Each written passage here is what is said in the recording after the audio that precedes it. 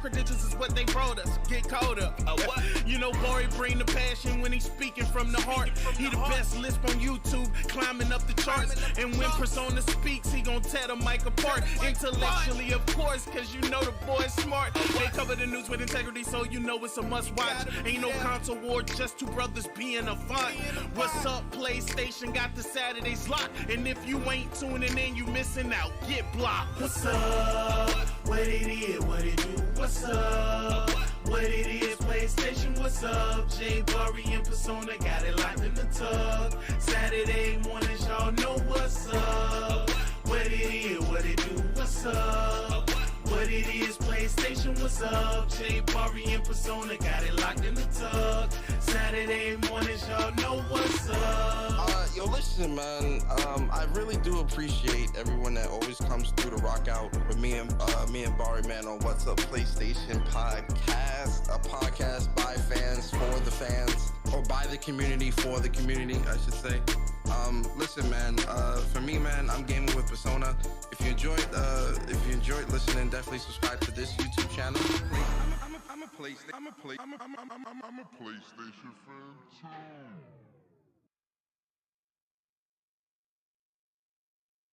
Yo, what's up everyone? What's up PlayStation Nation?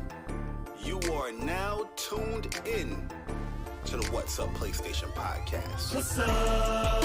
What it is? What it do? What's up? What it is? PlayStation, what's up? J Bari and Persona got it locked in the tub. Saturday mornings, y'all know what's up. What it is? What it do? What's up? What it is? PlayStation, what's up? J Bari and Persona got it locked in the tub. Saturday mornings, y'all know what's up. They don't need no introductions. You already know what you're getting, and that is facts with a discussion. The greatest to bless the mic without the needless interruptions. Face it, we got an anatomy like a little bite of me for a concussion. You know what's up, man. I mean it when I seen it, I was proud of these brothers. They entertain the people every week without cussing. And you don't ever hear the drama, they keep it clean on the podcast. Independent duo doing it big when they broadcast. Haters need to see them doing positive things. PlayStation Nation got you, ain't it obvious, man? We pulling up every week and showing love in the chat. Unlike these other channels, these guys are showing their bag like, what's up? What it is? What it do? What's up? What it is? PlayStation, what's up? J Bari and Persona got it locked in the tub. Saturday mornings, y'all know what's up. What it is? What it do? What's up? What it is? PlayStation, what's up? J Bari and Persona got it locked in the tub. Saturday mornings, y'all know what's up. They don't need no introduction. Persona, the gaming politician, politicking for the come up. Division and vision require precision, decision that gotta be thought of. The potential is exponential. Gamer credentials is what they brought us. Get caught up. What? You know, Bari bring the passion when he's speaking from the heart. He the best lisp on YouTube, climbing up the charts. And when Persona speaks, he gon' tear the mic apart. Intellectually, of course, cause you know the boy's smart. They cover the news with integrity, so you know it's a must watch. Ain't no console war, just two brothers being a font. What's up, PlayStation? Got the Saturdays locked. And if you ain't tuning in, you missing out. Get blocked. What's up? What it is? What it do? What's up? What it is? PlayStation, what's up? J Bari and Persona got it locked in the tub. Saturday mornings, y'all know what's up. What it is? What it do? What's up? What it is? PlayStation, what's up? J Bari and Persona got it locked in the tub. Saturday mornings, y'all know what's up. Yo, listen, man. I really do appreciate everyone that always comes through to rock out with me and Bari, man, on What's Up PlayStation podcast. A podcast by fans for the fans, or by the community for the community, I should say. Listen, man. For me, man, I'm gaming with Persona. If you enjoyed listening, definitely subscribe to this YouTube channel. I'm a PlayStation fan too.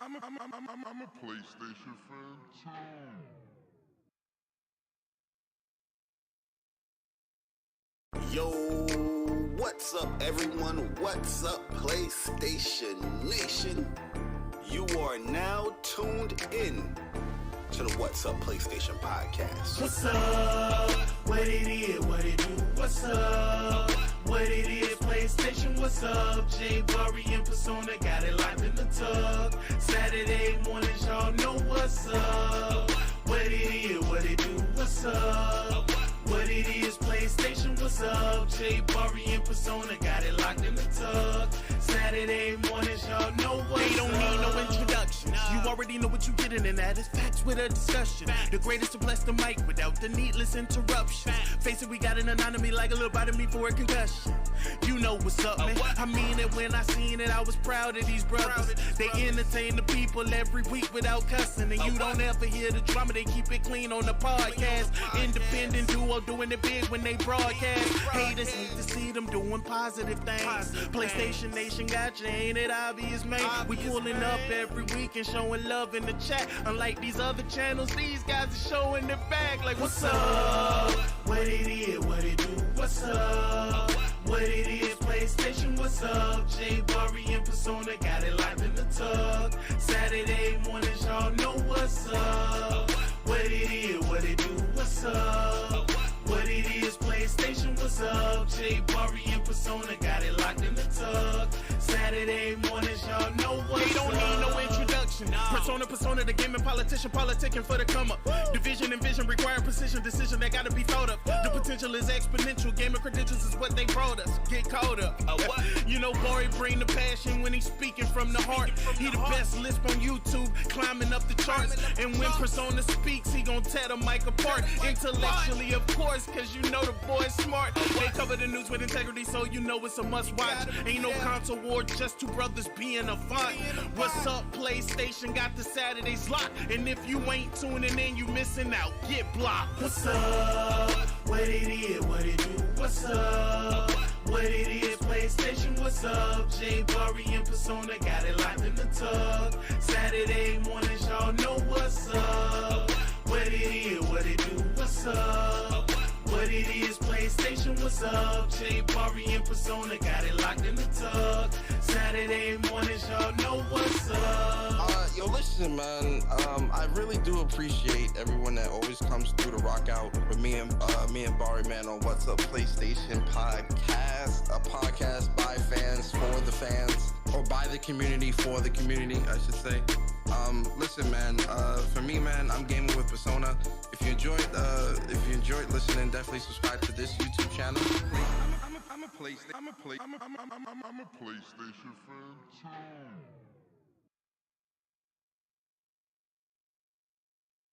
Yo, what's up, everyone? What's up, PlayStation Nation?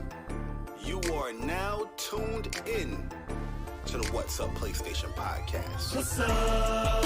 What it is, what it do? What's up? What it is, PlayStation, what's up? Bari and Persona got it locked in the tub. Saturday mornings, y'all know what's up. What it is, what it do? What's up? What it is, PlayStation, what's up? Bari and Persona got it locked in the tub. Saturday mornings, y'all know what's up. They don't need no introduction. You already know what you're getting, and that is facts with a discussion. The greatest to bless the mic without the needless interruption. Face it, we got an anatomy like a little bite of me for a concussion. You know what's up, man. I mean it when I seen it, I was proud of these brothers. They entertain the people every week without cussing. And you don't ever hear the drama, they keep it clean on the podcast. Independent duo doing it big when they broadcast. Haters hate to see them doing positive things. PlayStation Nation got you, ain't it obvious, man? We pulling up every week and showing love in the chat. Unlike these other channels, these guys are showing their back like, what's up? What it is, what it do? What's up? What it is, PlayStation, what's up? Bari and Persona got it locked in the tub. Saturday mornings, y'all know what's up. What it is, what it do? What's up? What it is, PlayStation, what's up? Bari and Persona got it locked in the tub. Saturday mornings, y'all know what's up. They don't need no introduction. introduction. Persona, the gaming politician, politicking for the come up. Division and vision require precision, decision that gotta be thought of. The potential is exponential, gamer credentials is what they brought us. Get caught up. You know, Bari bring the passion when he's speaking from the heart. He the best lisp on YouTube, climbing up the charts. And when Persona speaks, he gon' tear the mic apart. Intellectually, of course, cause you know the boy's smart. They cover the news with integrity, so you know it's a must watch. Ain't no console war, just two brothers being a font. What's up, PlayStation got the Saturdays locked. And if you ain't tuning in, you missing out. Get blocked. What's up? What it is, what it do? What's up? What it is, PlayStation, what's up? Bari and Persona got it locked in the tug. Saturday mornings, y'all know what's up. What it is, what it do? What's up? What it is, PlayStation, what's up? Bari and Persona got it locked in the tug. Saturday mornings, y'all know what's up. Yo, listen, man. I really do appreciate everyone that always comes through to rock out with me and Bari, man, on What's Up PlayStation Podcast, a podcast by fans for the fans, or by the community for the community, I should say. Listen, man. For me, man, I'm gaming with Persona. If you enjoyed listening, definitely subscribe to this YouTube channel. I'm a PlayStation fan too.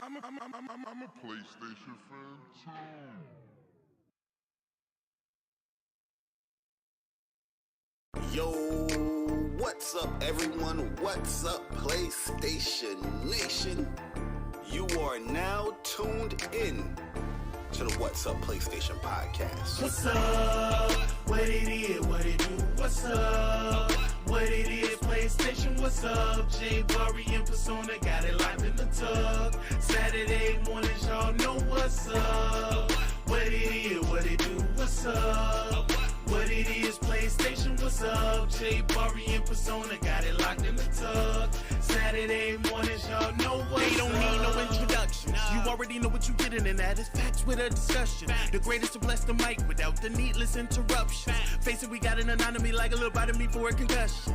You know what's up, man. I mean it when I seen it. I was proud of these brothers. They entertain the people every week without cussing. And you don't ever hear the drama. They keep it clean on the podcast. Independent duo doing it big when they broadcast. Haters need to see them doing positive things. PlayStation Nation got you, ain't it obvious, man? We pulling up every week and showing love in the chat. Unlike these other channels, these guys are showing their back. Like, what's up? What it is, what it do? What's up? What it is, PlayStation, what's up? Bari and Persona got it locked in the tug. Saturday mornings, y'all know what's up. What it is, what it do? What's up? What it is, PlayStation, what's up? Bari and Persona got it locked in the tug. Saturday mornings, y'all know what's up. They don't need no introduction.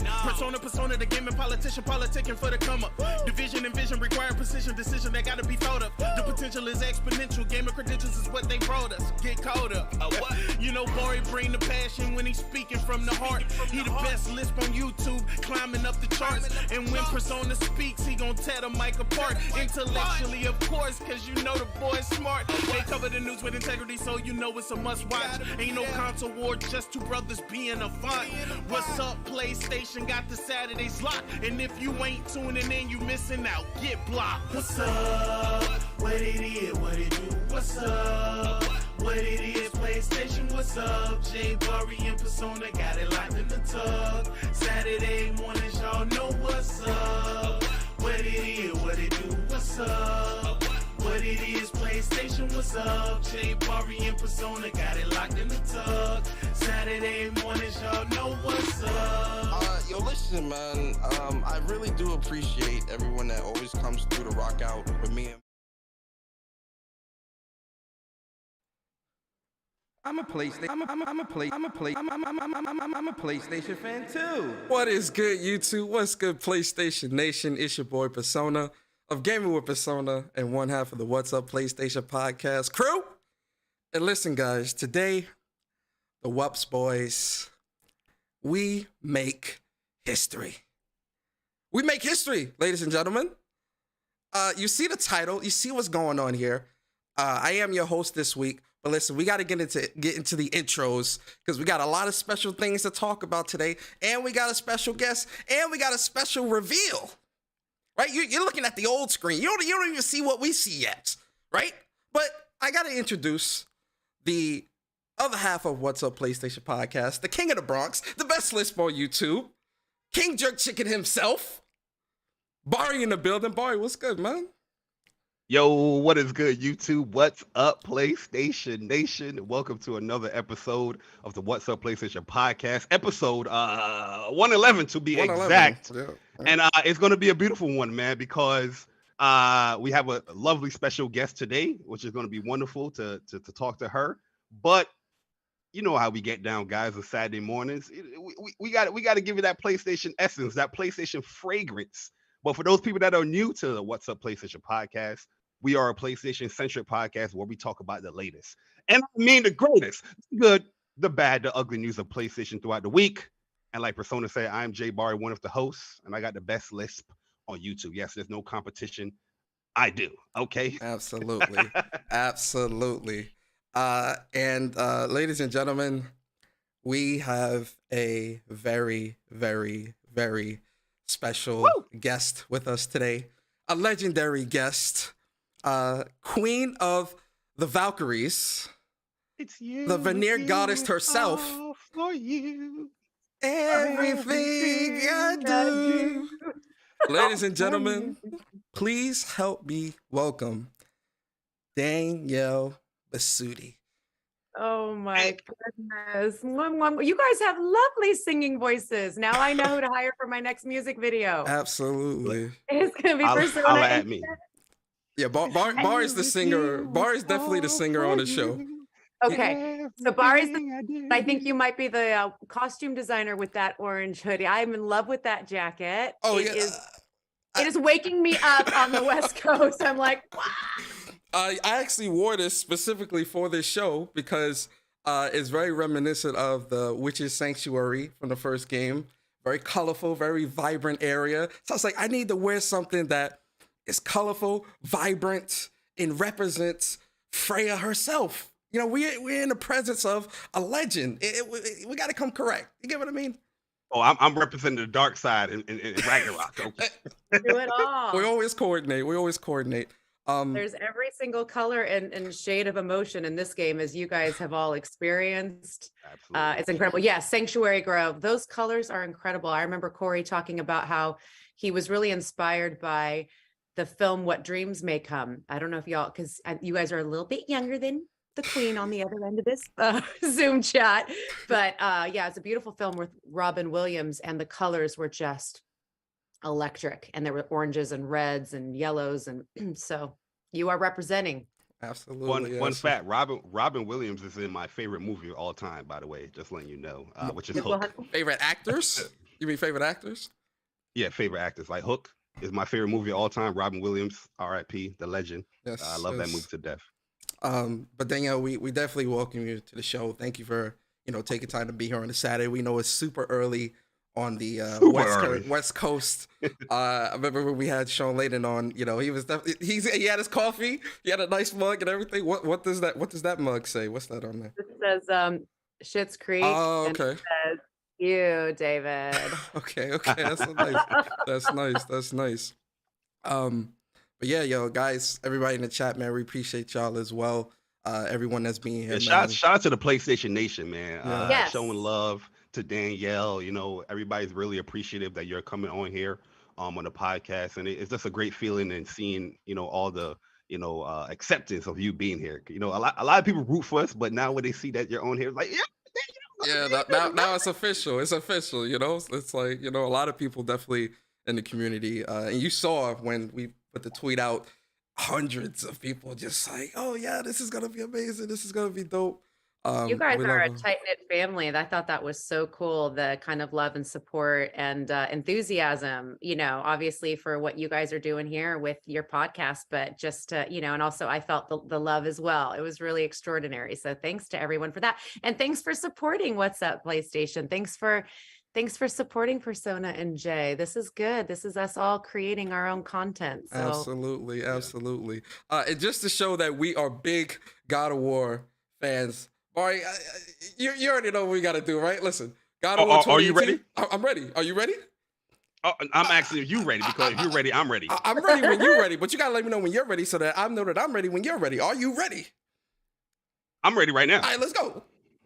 Of course, we got a head of controllers. We got the collector's editions. We got everything. Listen, God of War is definitely a series that Bari and I love very, very much.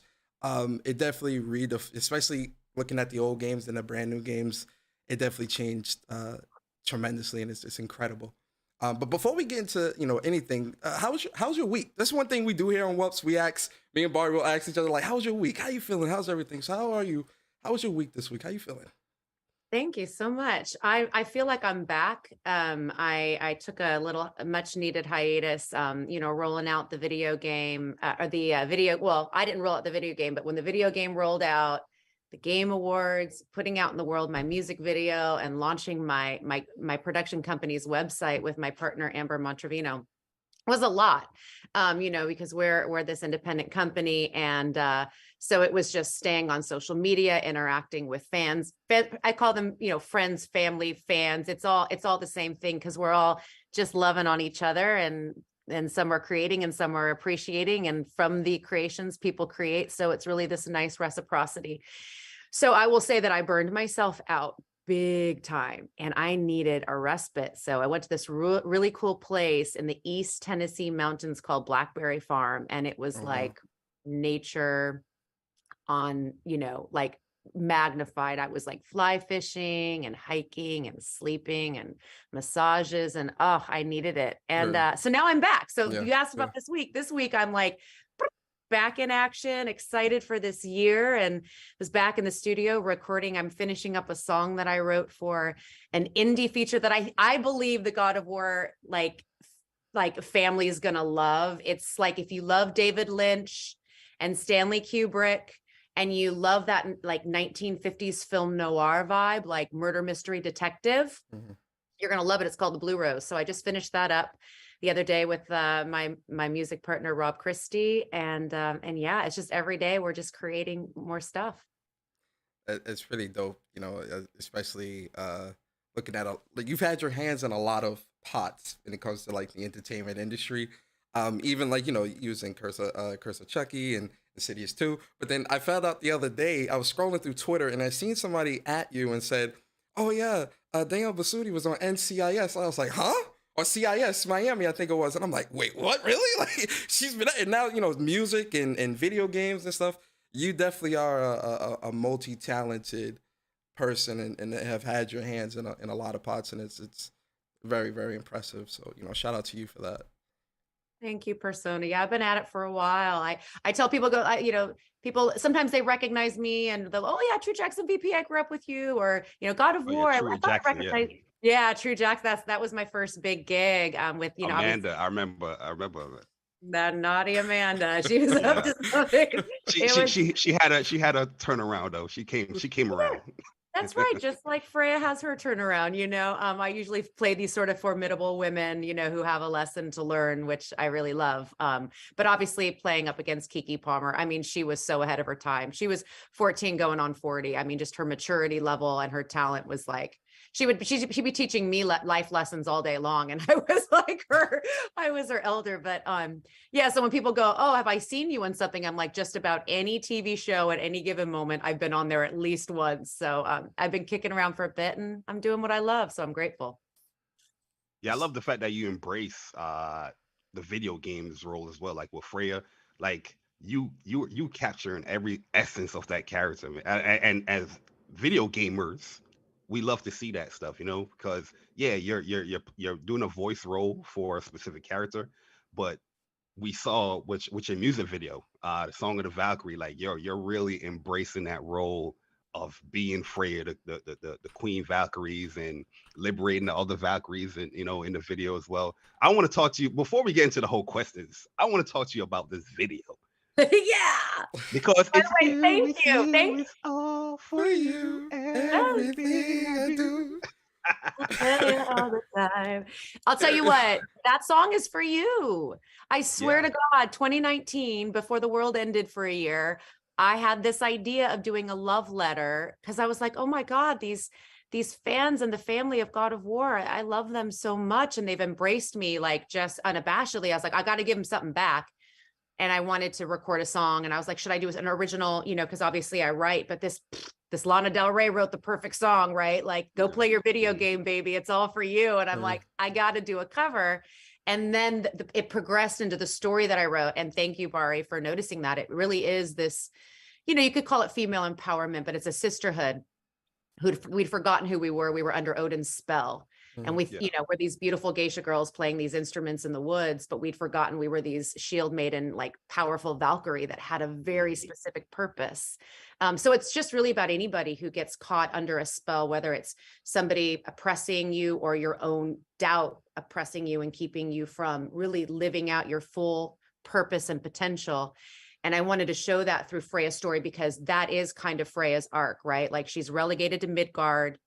She's stuck. I mean, yes, Sanctuary Grove's beautiful. It's not bad living under a turtle. We do love Charlie. Okay. We definitely love Charlie. We love Charlie, but left Charlie the cold, Freya. Oh man, that was definitely a tough scene seeing that. I was just like, oh, that hurt. But I get it, like, understanding what was going on at the time. Persona, it hurt me too. Oh, my light went off. Oh goodness, I hope it goes back on. But Persona, I felt. Let me see if I can do this. If I can't, then it'll just be off. Well, it's off. I felt the same way about that. I was really bummed that I did. And like, I can't change that because that was basically what they wrote. But how could she leave Charlie all alone like that? But anyway, yeah. So it was just this empowerment story that I really wanted to tell through the video. And so I'm so glad. I felt like you captured that wonderfully, because you could definitely you generalized it as far as like for everyone, but I definitely had that sense of that female empowerment, which is great because that's what Freya is, like breaking down the social norms. Like, oh, the guy is playing the video game and bring me my beer, but no, I'm the one in power here. Bring me my beer as I'm playing the video game. Yeah, like it was a very well made song too, and I think because you capture Freya so well, it oozes through that video. It's like, yo, this is Freya, like going through and doing what she's doing and flying off.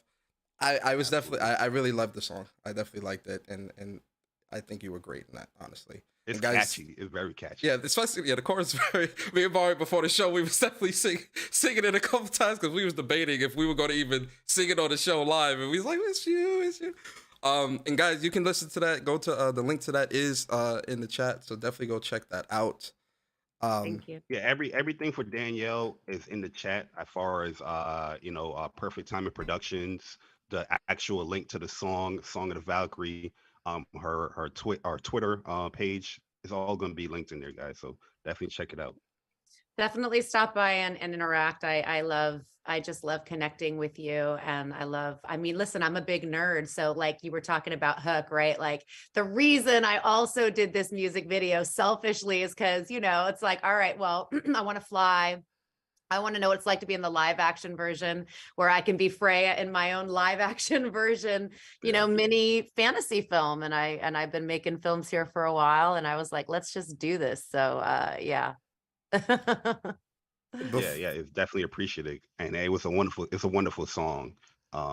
It's very like I said, it's very catchy. We was practicing. We was like, hopefully she doesn't come in and hear us singing. I love hearing you guys sing it. I just use my little phone light. I think that's a little better. My little light went out. Let me just see if I can open up this laptop and get it going in the back here. For sure. Yo, what's good, guys? We'll see you guys in the chat. This is Danielle Bisutti, Freya from God of War Ragnarok. And yeah, we're about to get into the interview, talking to Freya. Here we go. Let's do this. I'm well lit. All right. Just to stay on the realm, just to kind of stay in the realm of TV shows. It's crazy what you see on Twitter when it comes to like articles and when celebrities or like people with high status say certain things under other celebrities' posts. It tends to just run away, and it's like, oh, okay, well, they mean this, and it's like, do they though? Like, it's always good, especially with me and Bari. We're always about getting things from the horse's mouth when it comes to information. So, one of the things, and this is not necessarily on it, but I definitely want to ask you about this before we got to everything. You expressed that you would love to play Freya in the God of War TV show. Now, first off, is that accurate? Would you definitely love to do that? Oh, of course. Of course. I love her, and I love her journey because I think that there's a learning that happens through her that people have been responding to in their own life in ways that you've felt completely betrayed by life, by a person. Something that meant the most to you was taken from you.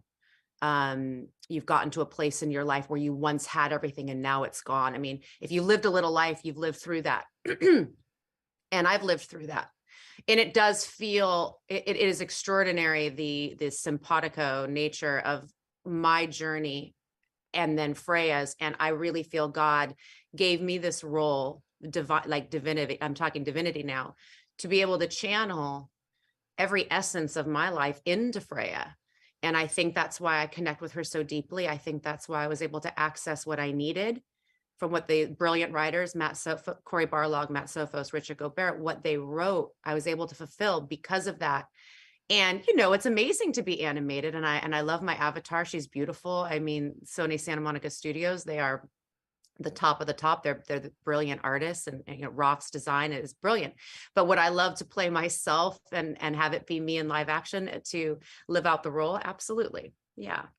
Yeah, I think, and listen, there's tons of great, actresses out there, right? But kind of just to add on to what Bari said in the beginning, you definitely are Freya, especially for us, the fans. That would definitely be something that, Sony, Gorilla, whoever, not Gorilla, excuse me, Sony Santa Monica, whoever's involved in that. I know you're listening, guys. Definitely. They are. I mean, come on. I know you're listening. Go ahead and give Danielle the job. The fans want that, okay? And I'm not just saying that because she's there. The fans definitely want that. So definitely go on and get draw up the contract. Get the contract. If that old saying, real recognize real, and we know that you love the role and you have embraced the role, why not go for it? Yeah.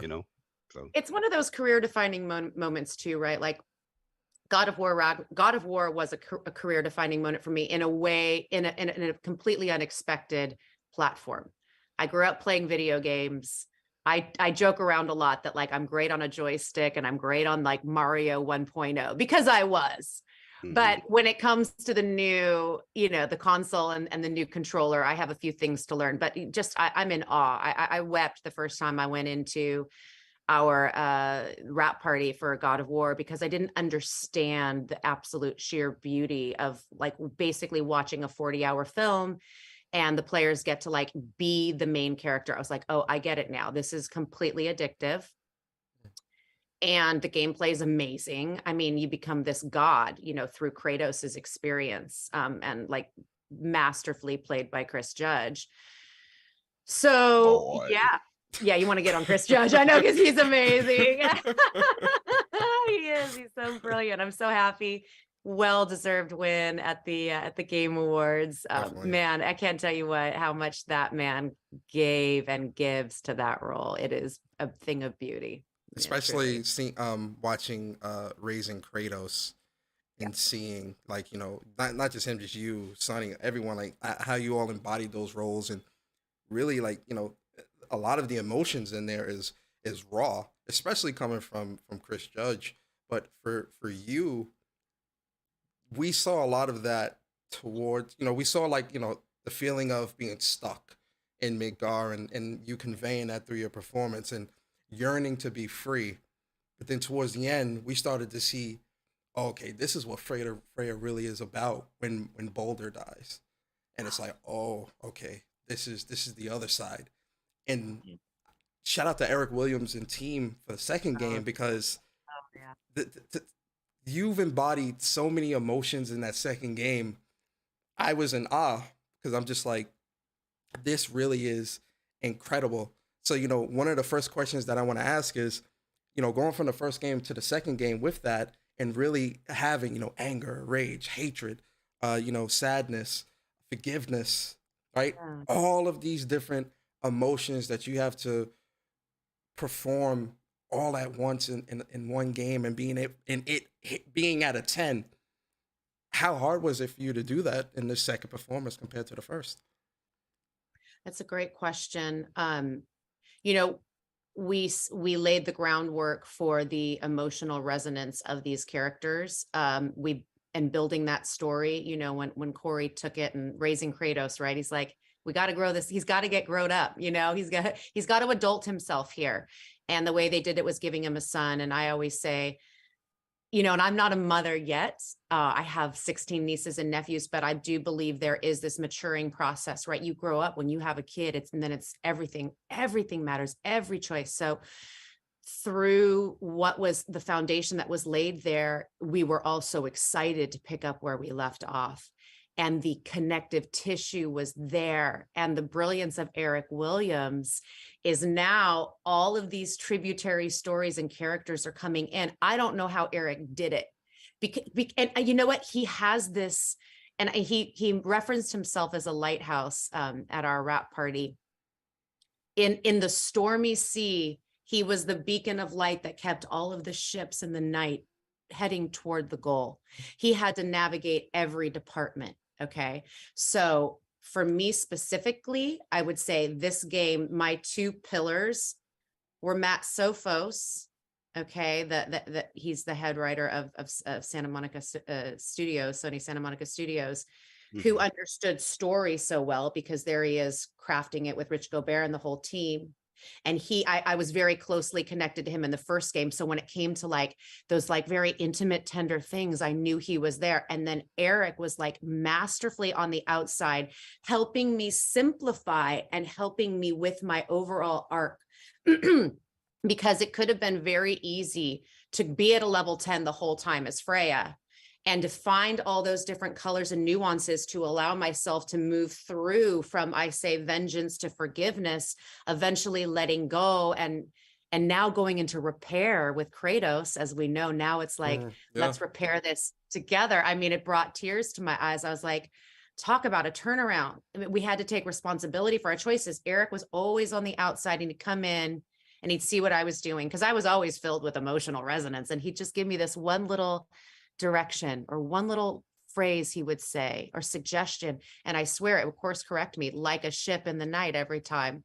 He got the best out of me. I love Eric, and I'm so proud of him, and I want him to win an award. Give it to him. to continue that question that Persona just asked, just to add on to that, displaying all those emotions, rage, being understanding, being sympathetic. Like, how hard is that to deliver through like motion caption compared to just acting? Because it's another layer of acting, having all the equipment on you and all that stuff. It's a great question, Bari. Yeah. And it gets asked a lot because you see, I just saw an image of Kate Winslet. She's doing the same thing we did, right? There she is with an avatar, and she's got the dots, and she's got the helmet and the thing. It's a beautiful, because and this isn't taking anything away from being in the VO booth. Like I voiced Elsa in Dreamlight Valley in the video game. I've been doing Elsa double work since 2010. Now that I just go into the studio, and this is not minimizing it at all. Like I go to Disney Animation or wherever I am at, and I'm in the booth, but I'm not interacting with other characters. Now, as a theater actor, to be able to act out these scenes fully realized, embody them, right? Our body, our voice, all of it from beginning to end, it's like doing a complete, beautiful scene on the stage. And so that's where the magic happens. Interacting with Chris, interacting with Sunny. What about Sunny's journey? I mean, talk about brilliant. Sunny is. It's especially the second game. It's incredible, and it's like when we see him in the first game, and then we see him in this one, and we see like the behind the scenes. It's like he's grown up before our eyes. It's just like wow. We all went through that. Yeah, right. The voice change. The voice change. Believe me, Sony was like, "What are we gonna do?" And it's just trying to like seamlessly bridge the gap from 2018 to 2022 to Ragnarok. But the added layer that's difficult is really only the machinery. The no-cut camera, brilliant, Dory. And it pulls you in as the audience member, right? Because it's like you're like in the journey with us the whole time, and we don't let you go with this like choreography of the camera. That can be a little challenging. It's a little inorganic in the sense that, like, you know, in theater you'll try to find what the blocking is, or sometimes you might do that in TV and film, not as much, but this is very technical. So, and you know what, it actually kind of frees you a little bit, because all right, there's not the freedom of discovering how I may want to move about the scene, although they were always open to ideas. They would always say, hey, listen, you know, Bruno was there and Erica was there. It's like with the character movement. But we would hit these marks and we knew what they were. You had to sort of forget about the helmet and the camera in your face. And I know that sounds super technical, but eventually it kind of feels like second skin. You got like a GoPro. Like a GoPro, right? Yeah. Because it's just, I mean, like even in theater or even in film, right? You're sitting here and someone's across from you and there's a camera, you know, so you have to forget about that camera too. You have to forget about the crew that's behind you and your eye line, and you just focus in on that character, you know, and the reality of what the scene is about. So when you get past the technical aspects, it's really just the magic of connecting with these humans that are your friends, that are playing these brilliant characters, and being in the realness and the truth of that moment with them. And it's a thing of magic. To stay on Freya and her emotions throughout this game, did you find it harder to channel certain emotions over the other? And has any of Freya's emotions, you know, that you had to work through in the game, has any of that rubbed off on you in your day-to-day life, where you're like, you know, you know? Yeah, well, I'll tell you, it did take a lot out of me. You know, there, when I was going through some of the more challenging, you know, scenes, I mean, the scene where I'm ripping out, you know, the roots, and it does affect you. I think, I mean, there are some actors that, like, I hear that there are some actors that can just like turn it on and turn it off, and I'm not, maybe I'm more method or whatever it might be. I mean, when I'm experiencing it in my body, I am literally experiencing it as Danielle, right? So just like anything, you go through a loss, or you're weeping, or you're rageful. I mean, that when I was cracked, when I gave that scream, like, we can only do it 3 times, you know. I mean, I am a master of my craft and my body, but when you are in the moment of feeling such guttural rage and pain, sometimes you're not thinking, oh, support from your diaphragm as you yell out Kratos. No, I just want to kill him. I just want to rip him to shreds. And I viscerally could feel that with every fiber of my being. So yeah, it did affect me. And in fact, my voice was affected. And at one point it got really hoarse, and, you know, cause I'm his companion, and I'm doing all these, over there, Kratos,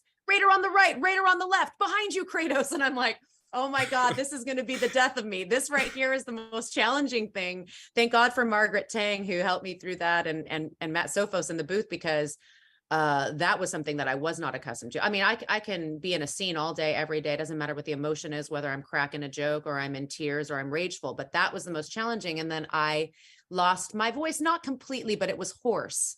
And I'm also a singer. So I'm like, I hope I didn't just screw up my voice for the rest of my life, but it's back. It's okay. I just want to point out when you, like, oh my God, Bar.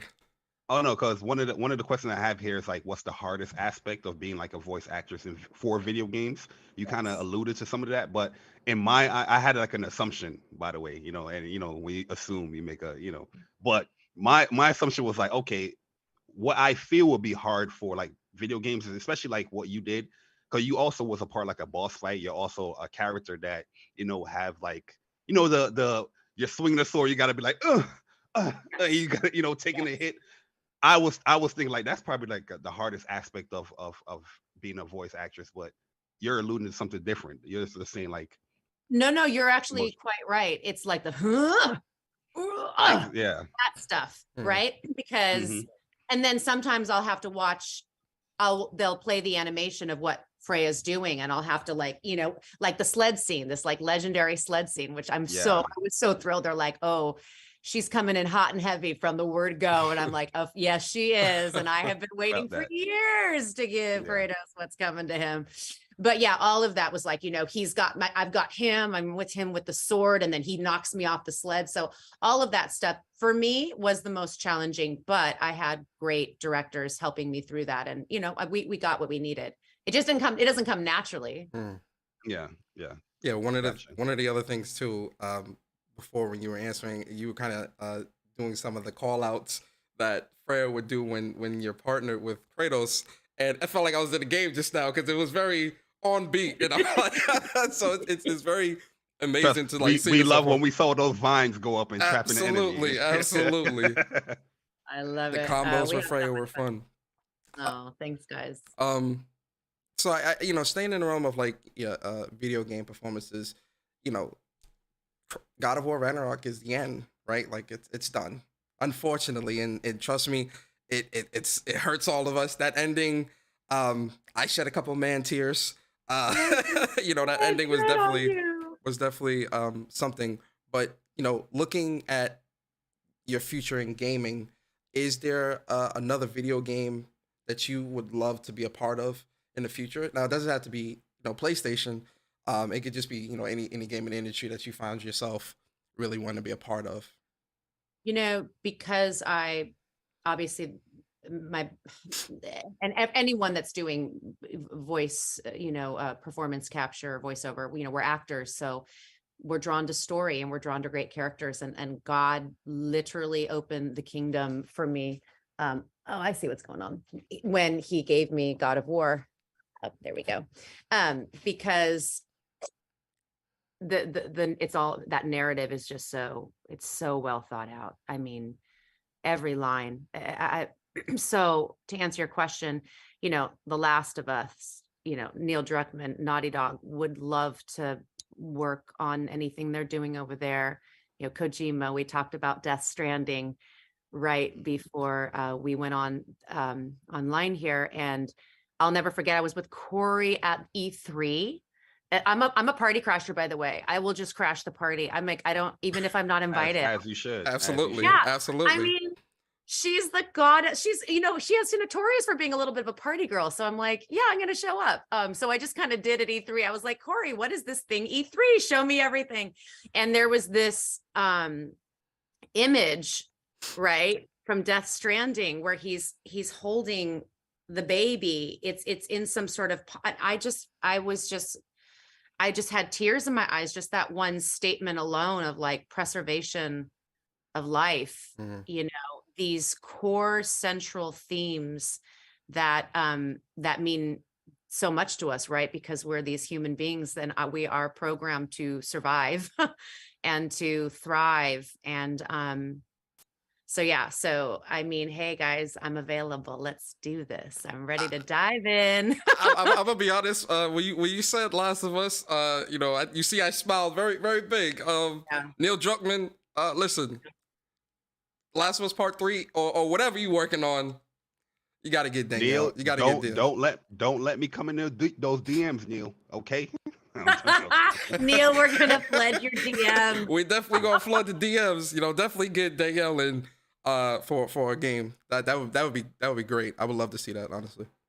Oh, they do such over at Naughty Dog. Danielle, you are, for your acting career, you're a part of a lot of things like movies, TV shows, singing and all that stuff. What made you want to be a part of video games, like taking the role of Freya? I know somebody came to you with the big book and slammed it down for, hey, if you want to be a part of this game, what made you accept that?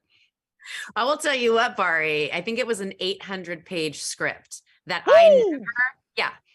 it was either 800 or 900 that I never read from beginning to end. None of us did. We got piece by piece. We understood, we got talked through the overall arc.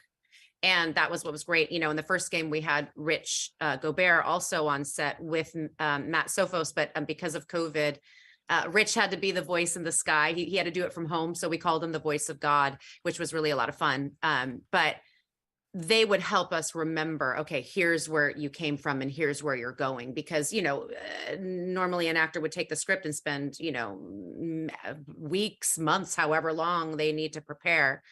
And we would have scenes. So yeah, it's one of those things where, you just go in, you go on this journey with it and you see where it goes.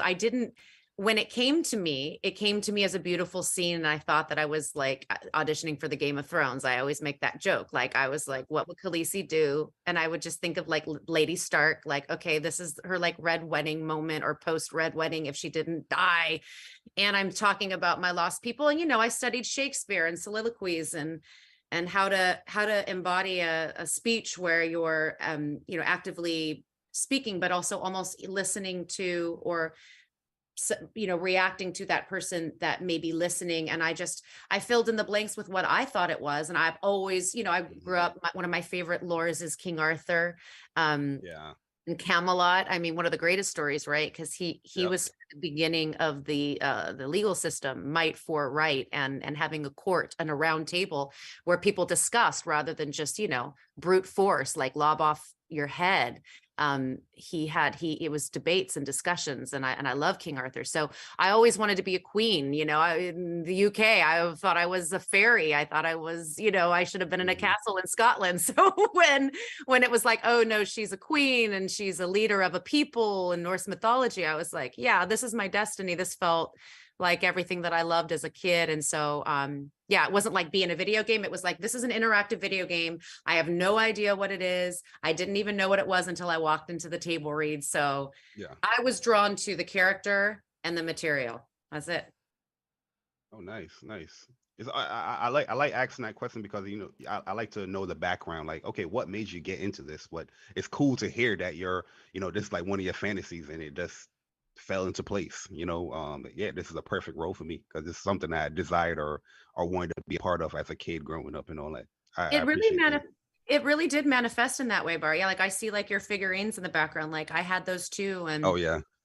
I say like the whole, like, I grew up in a Christian household, and I always joke around that, and I'm Italian, and I joke around, I say the Holy Trinity was Jesus, pasta, and Star Wars. Like it was like Luke Skywalker and Jesus were like kind of on equal footing in a lot of ways. And then of course, Darth Vader, you've got the Emperor, who's obviously the devil. Like there's like a lot going on in these parallels. But yeah, we were a fantasy sci-fi household growing up, and nerdy, one part comedy. And my dad loved all the great comedies I grew up watching. So yeah, it's it affects you, right? In your formative years, it burrows into you. It becomes part of your reality and imagination. So the fact that I manifested it made perfect sense.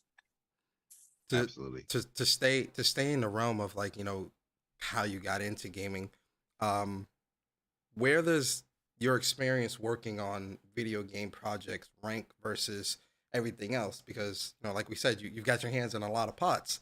So where does working on, and more specifically God of War, where does working on God of War, versus everything else you've done in your career, where would you sit working on this project?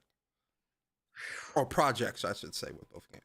I mean, it does feel like a mountaintop of sorts, right? Because you have some of the most brilliant people in their craft constantly elevating and calling to be better. And I quote the game when I say that. And I believe every single person at Sony Santa Monica Studios felt the call in this game. I don't know if anyone ever suspected it, because you watch God of War, watch God of War 1 through 3. Do you think anyone would have bet $1 million that Kratos would have taken this turn and we would have gone into this masterful story about a man, this unrelenting God who never looks back, never makes apologies, to actually start thinking about his choices and even in a sense apologize and care so greatly about another human being? No. And this is why it just went in, and I think just shapeshifted lives. I mean, like grown men crying. I say, yes, let the tears flow, Persona. Get those man tears out. Let them go. Because it's life, and we're learning from a video game. And so now the bar is set. The bar is set. You've got what they're doing over at Naughty Dog with The Last of Us, and you've got what Kojima's doing with Death Stranding, and you've got what Sony's doing with God of War. calling upon people to be better. So you have to imagine that every person on that game heard the call and did absolutely everything they could to elevate. So it does feel like the mountaintop in a lot of ways, but I think it's also a launching pad and an point of inspiration for other storytellers in all platforms to elevate their narrative, specifically in the video game space, which is the most interactive, which I think becomes the most informative and the most transformative, which I think is really Mhm. Agree. Like since we're on Sony Santa Monica, okay, Yeah. Sony Santa Monica, Come okay. on. What is it like working for Sony Santa Monica? The day-to-day operations as far as the time that you worked from 2018 to Ragnarok. Like this, I'm always very curious as far as like development and like voice acting, like what you guys do on a day-to-day thing, just being there, and that's the livelihood as far as the essence of what Sony Santa Monica is. Since you work there. The ethics, you said. Essence. Yeah, like the ethics. Oh, the essence. Oh, the Yeah. essence and the ethics. Yeah. Well, I guess kind of a similar tone, right? The ethics. Yeah, I got a list. I'm sorry. I love it. I love your list. The best list for YouTube. Get it right, Bari. The best list for YouTube. Come Absolutely, on, it makes you absolutely. more lovable, Bari. Yeah, so it's the highest caliber of excellence as far as your craft is concerned, and it is the warmest place you'll walk into. My experience of it has been that, and Mhm. that's twofold. Those are the people that are working there, as you say, the day-to-day. Like, I don't know necessarily what it's like in some of the back offices, and there's lots of people Yeah, that gotcha, were gotcha. coming up to me like, I animated this sequence or I wrote this sequence, and I'm so happy to meet you, and I'm like, we're crying and we're hugging each other and we're happy to meet each other. But people that I saw on the stages, Bruno and Erica with the character development and the way the character moves and the combat, and Dory and Tater Tot, and the cinematography, and Matt and Rich with the writing, and Eric, our captain at the helm of the ship, and Ariel, our producer. So it's just, everybody just loves each other. And loves the game. We'd get visited by Jamie Baffis, who's our head of casting, and I'm constantly thanking Jamie. Thank you, thank you, thank you. You said yes to when my managers pitched me, and I don't know if you were part of the decision making, if it's all Corey or all of you, but thank you for allowing me to be in this space to play with all of you. And then I would point to my cast. I'd Robert and Adam and Brock and Sindri, just bringing their A game, and always personally for me, every single one of them making me feel safe to reveal and show everything. And that is so important. I mean, there's toxicity in all ways in every business, and especially in the entertainment industry. The toxicity shows up in a lot of different ways, but specifically, you could not want another actor to do well. You could not want them to shine. You could want all the attention on yourself, and that was never ever a little, it'll come up like a little, there was nothing, there was no bad seed anywhere. And then I would, obviously two of my biggest scene partners there being Sunny and Chris. And Chris, Sunny grew up through this and was always, just a kid and available and talented. But Chris was our rock when it came to that. He's a big personality, and he fills a lot of space. He must. First of all, that's Chris Judge, which makes him perfect for Kratos.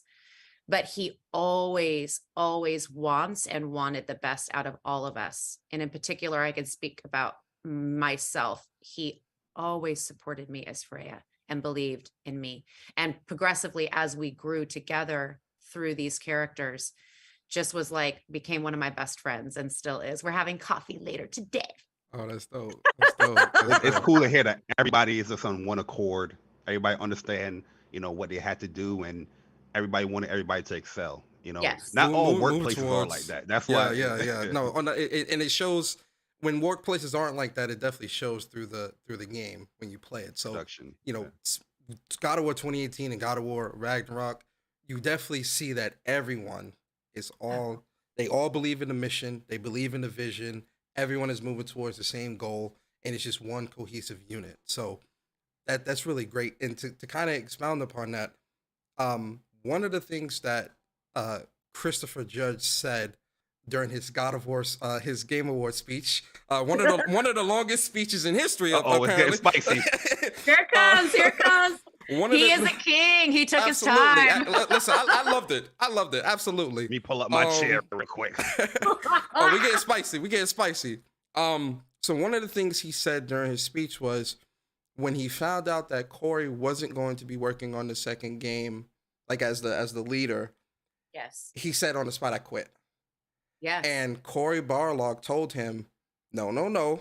Eric Williams, he got this. He has this, right? And when he said that, I was very shocked. I was like, whoa, like that's to not have Christopher Judge as Kratos in the second game would have big reveal. I think that would have really hurt this game if he wasn't there.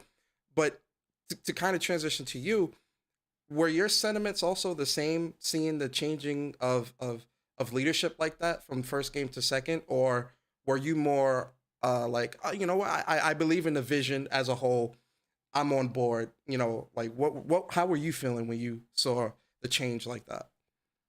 Yeah, I mean, that is also a great question. I mean, there was a core group, right? And I'd forgotten to mention Alistair Duncan. I mean, how can you forget Mimir, right? He's like literally between me and Chris. Yeah. The three of us are repairing together, and Alistair's brilliant. It was a small core group, right? And also with Jeremy Davies, of course, who sadly dies at the end as Baldur. But we were a small core group, and we were carving new terrain together in this like 180.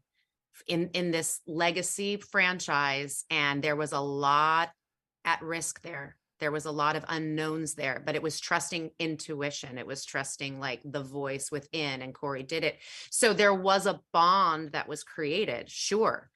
And when you're working with the man who had that vision, who rallied the troops, and of course, it's Corey, but it's every person there that took it on and shaped, and the story. You want that for the second half because you're continuing the story. So you're like, well, of course you led us, you were the person on the forefront of this. We want you to be with us. And then when we did find that out that he was going to step into a different role, of course he kind of stepped into the Odin, all-seeing father role, right? Because he's like, I don't say that he's a malicious person, but he was sort of overlording and overseeing it. But he said, no, Eric's the man. Eric's been here since the beginning. Eric knows this franchise. Eric knows this character. Eric knows video games. He knows the importance in equal parts, the gameplay, which is so important to, a video gamer, right? It's the gameplay, it's the action, it's, the functionality of that, as well as the narrative, because he knows these characters, and he truly did. Eric was the perfect person. I don't know who else they would have picked. I mean, I don't know intimately all the people within that infrastructure, but Corey knew it. And I think Eric knew it. I'm pretty sure he did. Absolutely. He stepped up and he nailed it, but they were big shoes to fill, right? Because it was this massive undertaking to change the franchise, and then the result of it, I don't even know. I think it was like 128 Game of the Year awards through all the different outlets. I mean, we swept in 2019, and that was So when he had that fear, I think all of us were like, "Oh, what's going to happen?" But then shortly thereafter, when we got to interact with Eric and just saw how he was masterful in his own way for Ragnarok, which was massive now because you have all these other characters coming into play. You've got Odin, you've got Thor, you've got, I mean, it on and on. You've got Sif, you've got Angrboda, this amazing Angrboda. Let's talk about Leia for a minute. And he's incredible character. And her background and the trauma from her childhood and her mother relationship, and Eric was masterful. Yeah. So it's always, change is scary. Change is, I don't want it. And then it's like, oh, this is what I need. This is what I need. Yeah. Big shout out to Eric Williams. Cause I do agree that he definitely had big shoes to fill coming in behind Corey Barlog and what Corey built, especially watching Raising Kratos and seeing what the team with you and Chris and Sonny and everyone went through to build that up, and not think, pretty much revitalizing the God of War franchise. That's a tough That's tough. And to follow that up is even tougher because the expectation from 2018 is so high. Like it's revered as one of the greatest games of last generation. How Yes. do you follow that up? So for Eric to step in that role and really knock it out the park. He really did. Knock it out the fucking park. You're like, let's be real here, Yeah. right? Drop the F-bomb. Incredible. It deserves it. I'll Incredible. tell you, he's a very calm energy. He is a lighthouse. I'm telling you what, like, and that is a very valuable thing for an actor, especially like with all of the new components of Ragnarok. He was the perfect person, and you're right, he did. And a million shout outs to Eric. And we'll see. I mean, yes, that aspect of the story is done. Let's see what Sony is conjuring up in the behind the curtain. Let's get into it. She kicked the door open, Bari. She already opened the door. Go ahead, walk through it, Bari. Go ahead. I can't walk through because I don't know what it is. I can't imagine they're stopping completely, but there'll be something. I'm sure there'll be something new coming through, and we'll see. I have no idea, but they know, they have my number. They know where I'm at. Because we are all thinking it, right? We love Freya the character. We love God of War, but I personally would love to see like an expansion of the game. Like, seeing Freya's times during, after 2018, leading up to Ragnarok, seeing what she's going through and all the emotions and things like that. Would you be against something like that, having like an expansion or DLC? Oh, come on. Now you're speaking my language. You're like in my head. You're in my heart. Well, of course, I mean, and I wasn't thinking this while I was making, but I was like making Song of the Valkyrie, and I was like, wait a minute, there could be a really interesting tributary game about Freya and the Valkyries, right? Like, because what does happen when she was that party girl, and she wasn't a party girl. She was a party girl part one. Like, she's love, sex, fertility, beauty, but she was also, war and magic.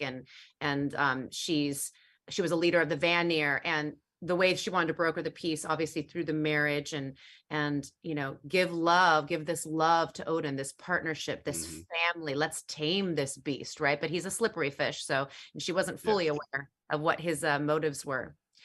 As long as she caught on, that's all that matters. As long as she caught on. Exactly. Yeah, she caught on eventually. Woof, and then everything was taken. But that was part of her journey, and she had to take responsibility for choosing in the first place. And that's part of her growing up. That's Freya's growing up. So yeah, like, what an amazing journey. People responding. I mean, I have people on Twitter saying, we want a Freya game. We want a Freya and the Valkyrie game. And I'm like, yeah, I think you're onto something. Think about the Valkyries, first of all, are one of the most difficult entities to battle in the game. Am I correct on that? Oh yeah. Oh yeah. Especially the second game with Gnar. Absolutely. Yeah. Yeah. I cleaned the controller, but before I cleaned the controller, it was very sweaty. Was it blood, sweat, and tears, my friend? Oh, absolutely. Right. From the first game to the second game. Yep. Yeah. So I think that, gosh, there's a lot of fodder to build a massive, beautiful fire with that. We could explore Freya, as the leader of the Vanir, and then Mimir suggesting this, brokering the peace was, in the way that we've interpreted the mythology with Odin, and her making that decision, and her people turning their back on the decision, and then there being peace for a while until there wasn't. And then what happened when she got relegated to Midgard, and he had his hand in the Valkyrie, and all of a sudden it's like, yeah, we don't want them to go to Volk-Wagner. We just want all of them to go up to Valhalla so they can come back as the Einherjar, and I can use this army, and I'm domination, and all the things that he wants to see into the future. He needs to know, and beautifully played by Richard Schiff, right? Like, he just kind of, you don't know if you want to have a glass of wine with them or like call the cops on him. Like, you're very fascinated with Odin, and he's masterful. Richard Schiff. I loved working with him. Yeah, I because think there's a lot of story aspects there that we're curious to learn more about, especially within this world. I understand that they're saying this is the last one, but Sony saying, like, come on, Sony. Get the fans what we want. Plus, there's so much additional things that they added towards Freya as far as like gameplay wise, leveling up in her skill tree. Yeah. I would love to experience that, with the control in my hand, controlling Freya as well. So I'm all for it. Yeah. 100%. The Valkyrie Queen is all for it. Persona, Persona, I'm- are you for it? Absolutely, I'm all for it. 100%. Are you guys for it? Let us know in the chat, man. The Are chat you is guys definitely for for it? it. Everyone wants that. Sony Santa Monica. Go and get on the phone. Draw the contracts up. You feel me? Go ahead, draw the contracts. I'm gonna be getting a phone call. I'm gonna be getting an email on Monday. Listen, Absolutely. Danielle, we love your enthusiasm. But, Absolutely. let it Tone it come down. from Tone it us. down a little bit. Simmer down. I love it. I love playing in their sandbox, and I shout out love to them all the time because they deserve it. And if they see a life for Freya and they are listening to the requests of the fan base, with the way that she did show up now with not one sword, but now she integrated with her other sword. She's double sworded. She's got her bow. She's got her magic. I mean, there's a lot to play around with. It can give you that gameplay as well as that story. Absolutely. Exactly. And PlayStation, when it comes to those like expansions, they're pretty quiet with it. But when they announce it, It happened with Uncharted. It happened with Horizon Forbidden West. Horizon, exactly. Like they do have those expansions to extend gameplay and story. So I think it's reasonable. Listen, the fans want it. You feel me? So we definitely gonna ride. We're gonna ride out for a few things. Fans want a lot of things, Persona, but let's just stick with God of War. Absolutely. You're right. You're absolutely right. To kind of stay in gaming, right? We talked about other game development teams. What's another character that you would love to play in the video game, in the video game world? Who and why? Oh, wow. A character. Okay, so well, okay. All right. So I've already played two that are two of my favorite queens ever. I got to voice Wonder Woman in the Lego Movie 2 video game. Oh, wow. Okay. Really? Yeah. I would love to voice Wonder Woman perhaps in a different setting, like in a different game that was the one being made by Monolith, maybe. That could be very fun. Very strategic. Come on. Yeah, I grew up thinking I was Linda Carter, like circa 1970, but before your time. But the original Wonder Woman, and I was like, oh, I've got the blue eyes and the pale skin and brown hair. That makes me Wonder Woman. And I have my underoos on and the whole 9 yards. And so she's always been an archetype that I love. What could be interesting if somebody were to make a King Arthur game. The round table, the knights, because there's also in the lore, the fairy part, the magic part with the Mists of Avalon and his half sister Morgan Le Fay. That's a character that I'd love to play. It's really hard to choose between her or Guinevere, but I think in that version, it obviously being the one that had witchy fairy powers would be more my brand and definitely you're suited for it. Yeah. Or maybe we could get that that Wonder Woman archetype in The Last of Us 3 or whatever Naughty Dog's working on.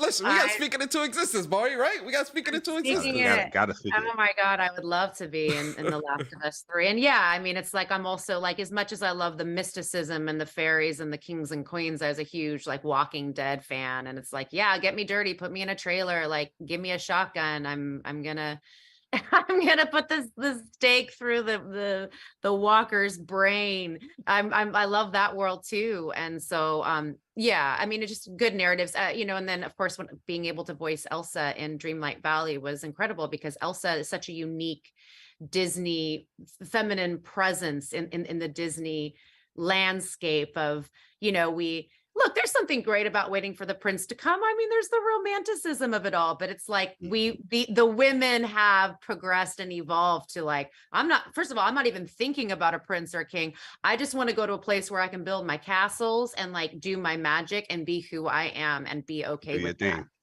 That's right. Absolutely. And when Elsa steps into her power, look what it did to all little girls everywhere. I mean, losing their mind over that song, Let It Go. Like I couldn't imagine what I was watching. Let it go. You couldn't go anywhere without hearing that song. It was literally everywhere. So yeah, I get that 100%. But yeah, I mean, anything in that world, you know, and again, we talked about Kojima, and I don't know how many more Death Strandings are coming up, but wow, wouldn't that be fun to collaborate inside there? But character wise, you know, we've already exhausted like Laura Croft, who's an incredible, I mean, and she was on the forefront of like female fronted video game, right? This great character that of course got played in the movie first time by Angelina Jolie. But yeah, and any woman who has complexity and is written such, because it's so fulfilling to be able to, you know, sometimes you're doing something and you are 100% convinced it is the right decision, and it's really fun as an audience member to be like, ooh, that character thinks they're doing the right thing, but this is gonna backfire. Yep. We can relate to that. Yeah. Whatever the next role is, I know you're gonna knock it out of the park because we've seen it already with everything that you do. But in video games, we see it with Freya. So I'm sure a lot of people is like, hey, we need to get Danielle Bisutti on this stats. Absolutely. From your lips to God's ears. Yeah. But just I wanted to ask you more about God of War stuff. Like, other than Freya, of course, who is your favorite character in God of War from 2018, the ones that you're a part of course? Ratatoskr. Really? I'm obsessed with Ratatoskr. I don't know why I'm obsessed with Ratatoskr, but the actor, his voice, I'm like, he showed up.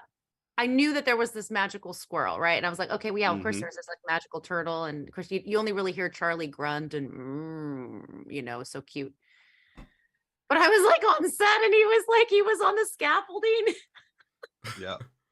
Had this very proper British voice, and he was a perfect gentleman, but a bit of a scoundrel, and he was a squirrel. And I lost it. I don't know what happened to me. Like, I am team Ratatoskr. I did not want to leave set that day. They were like, Danielle, you're wrapped. I'm like, no, I'm not. I'm watching this squirrel. I gotta witness this. I gotta witness this. And he's so talented, and with the way he used his voice for that role. I'm one part love him so much. My favorite character, well, probably in part because of what Chris Judge brings, Kratos. God, but I love Sindri and the nuance that Adam. Sindri and like Brock, I love Brock. Yeah, I love Brock. Oh my God, Robert hilarious. Yeah, I love everything Brock, out of Robert's mouth is hysterical. Yeah, it is. I love Brock. He's so iconic. Yeah. This is the second time PlayStation done this in 1 year, where you opened up my chest and you went, you first you did it with Varl, and now when it came with in Horizon Forbidden West, and then with Brock, I was like, oh my God, no. Yeah, the way that happened was so sad. I was like, wow, this is what a turn. That's when the game really turned. I'm like, whoa, okay. I mean, and it starts with the death. Wait, well, there are no spoilers now, so if you haven't played the game, and you're watching this, I don't know. The chat knows. The chat knows. Absolutely. But Fenrir, right? Like. Yeah, in the beginning, yeah. And I'm weeping, and I'm like, oh my God, you're starting out with letting Fenrir go, the dog, and I'm like crying, and then you've got Freya ripping out the roots, and then finally, like, I'm not going to kill you, but I'll always be angry. And then you get to Brock, and Brock is like, well, what did they say? I mean, they said he was analogous to like the family dog. Isn't that what Corey said? So you start with the actual dog, and then you get to him, and he speaks his mind. I mean, what's so great about Brock, like, he doesn't hold anything back, right? And he's hysterical. Never.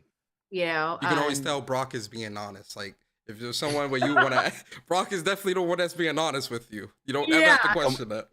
What the fuck do you want? Yeah, not you, right? Yeah, come on this way, not you. And it's like, oh my God. And Robert is so brilliant in that role, but so much heart. And I love the Huldra brothers. I love their dynamic. They are the odd couple personified in the dwarf world, in the 100%. Norse mythology. God. Their dynamic was through both games. Their dynamic is just so on point, because it's like you got one that's a very neat neat freak, OCD about this, that, and then you got one that just doesn't. He just doesn't care.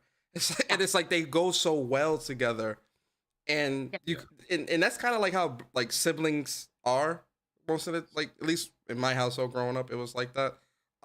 So it was like seeing that type of dynamic is really great, and you really saw like you really knew that they both really loved each other.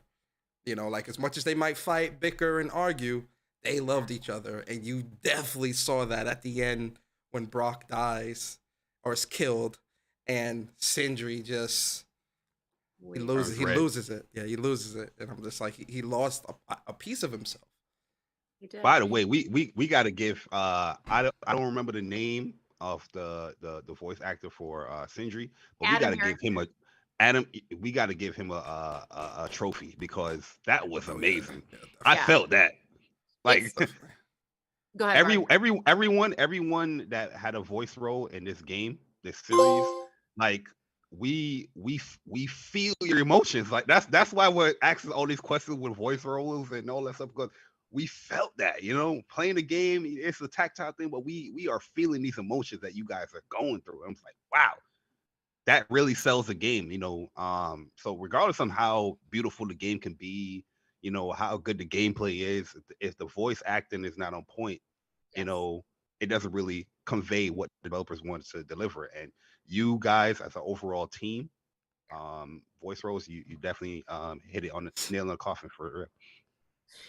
100%. You know, you were talking about like the dynamic, like they both gave each other something to do. It was like through the Brock's bigness and sort of like devil may care, you know, that gave Sindri, it was perfect for Sindri because he got to sort of organize it and fix it and clean up after the mess. And so it was like they had this, but what was so fascinating about in the story was learning that the reason Brock was blue was because the magic that Sindri could wield to bring him back. To bring him back, wasn't all the way. I mean, talk about that, like letting go, loss is had a grief, you know, to go through that grief and gosh, you just don't want to let go. And he says, you got to stop. I know what you did, you know, you got to stop. You got to let me go.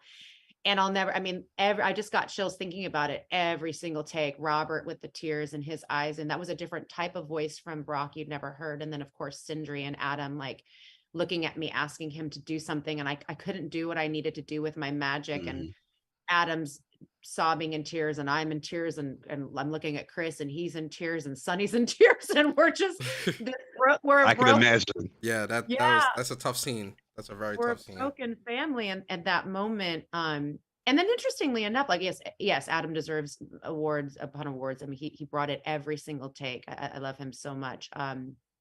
He kind of we kind of leave him off where Freya was left off, just dead on the inside. Yeah. Broke. Yeah.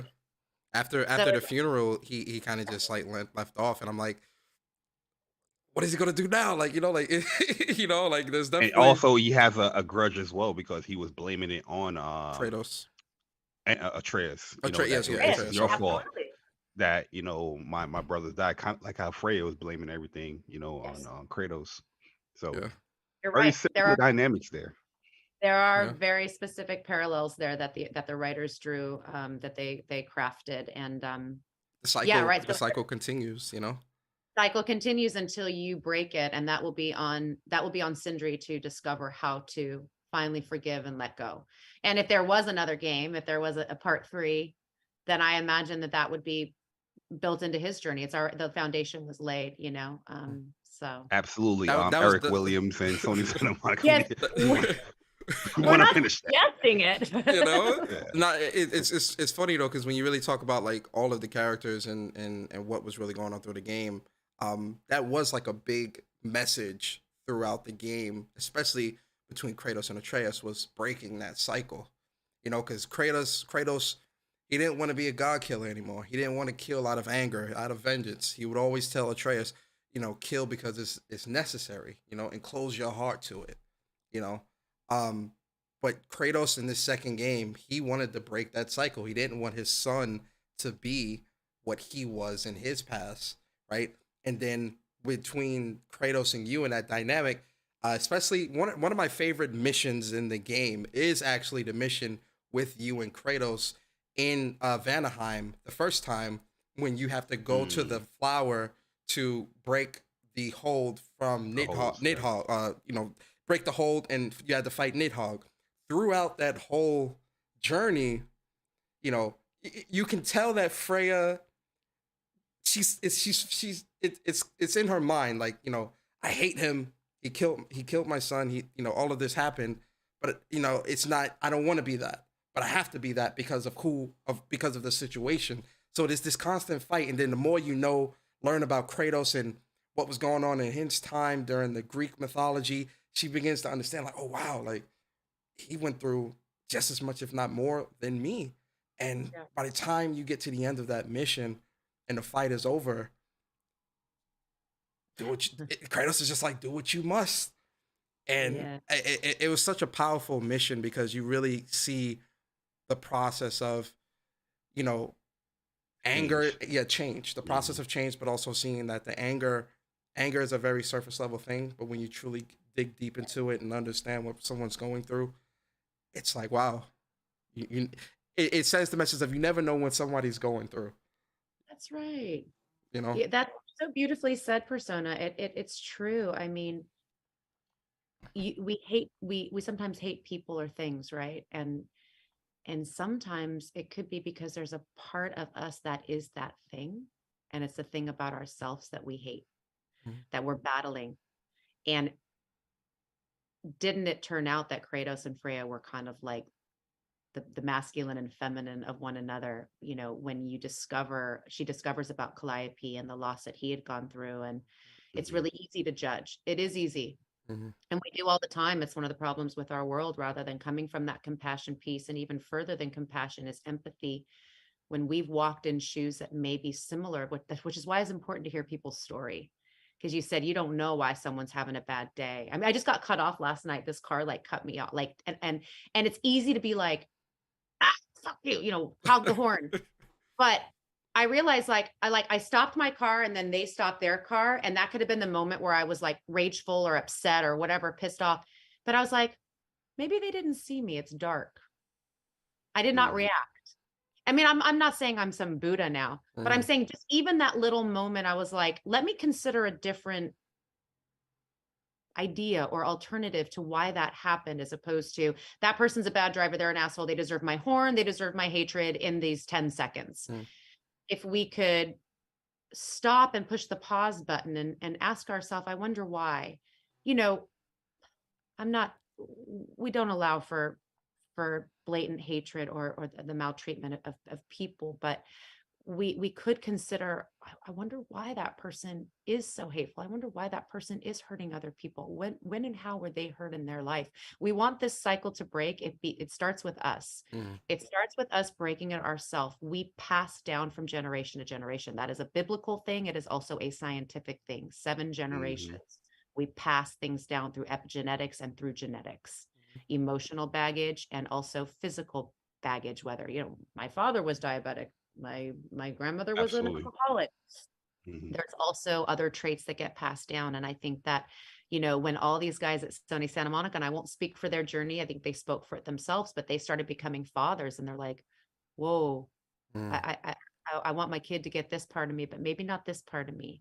And then it translated into this beautiful franchise. This is the most important conversation, in my opinion, to be having. How do we heal so that we continue to heal our generation, so that we could find this more of a world that works together, a world of peace? I'll always believe it's possible. I will always believe it. But it takes a lot of work. Yeah. A lot of work. Yeah. I mean, the most important quote, don't be sorry, be better. There you go. It formulates everything you just said right there. I agree with you 100%. 100%. One final question for me. And this kind of goes into. Oh, so this is the question before we get into the hot seat. Absolutely. Uh-oh. Hot seat. What hot seat? Oh, hot no. seat. Oh yeah, it's gonna be fun. It's gonna be fun. This is a nice little quick game, either or. Okay. So final question from me. One of the toughest things that we went through, as us as a people, is the pandemic.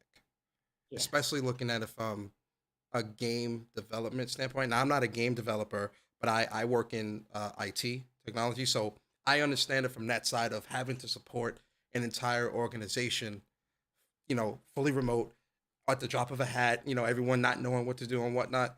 But from a game developer standpoint and from a performance standpoint, um, that had to be tremendously hard because you need your performers to build the game.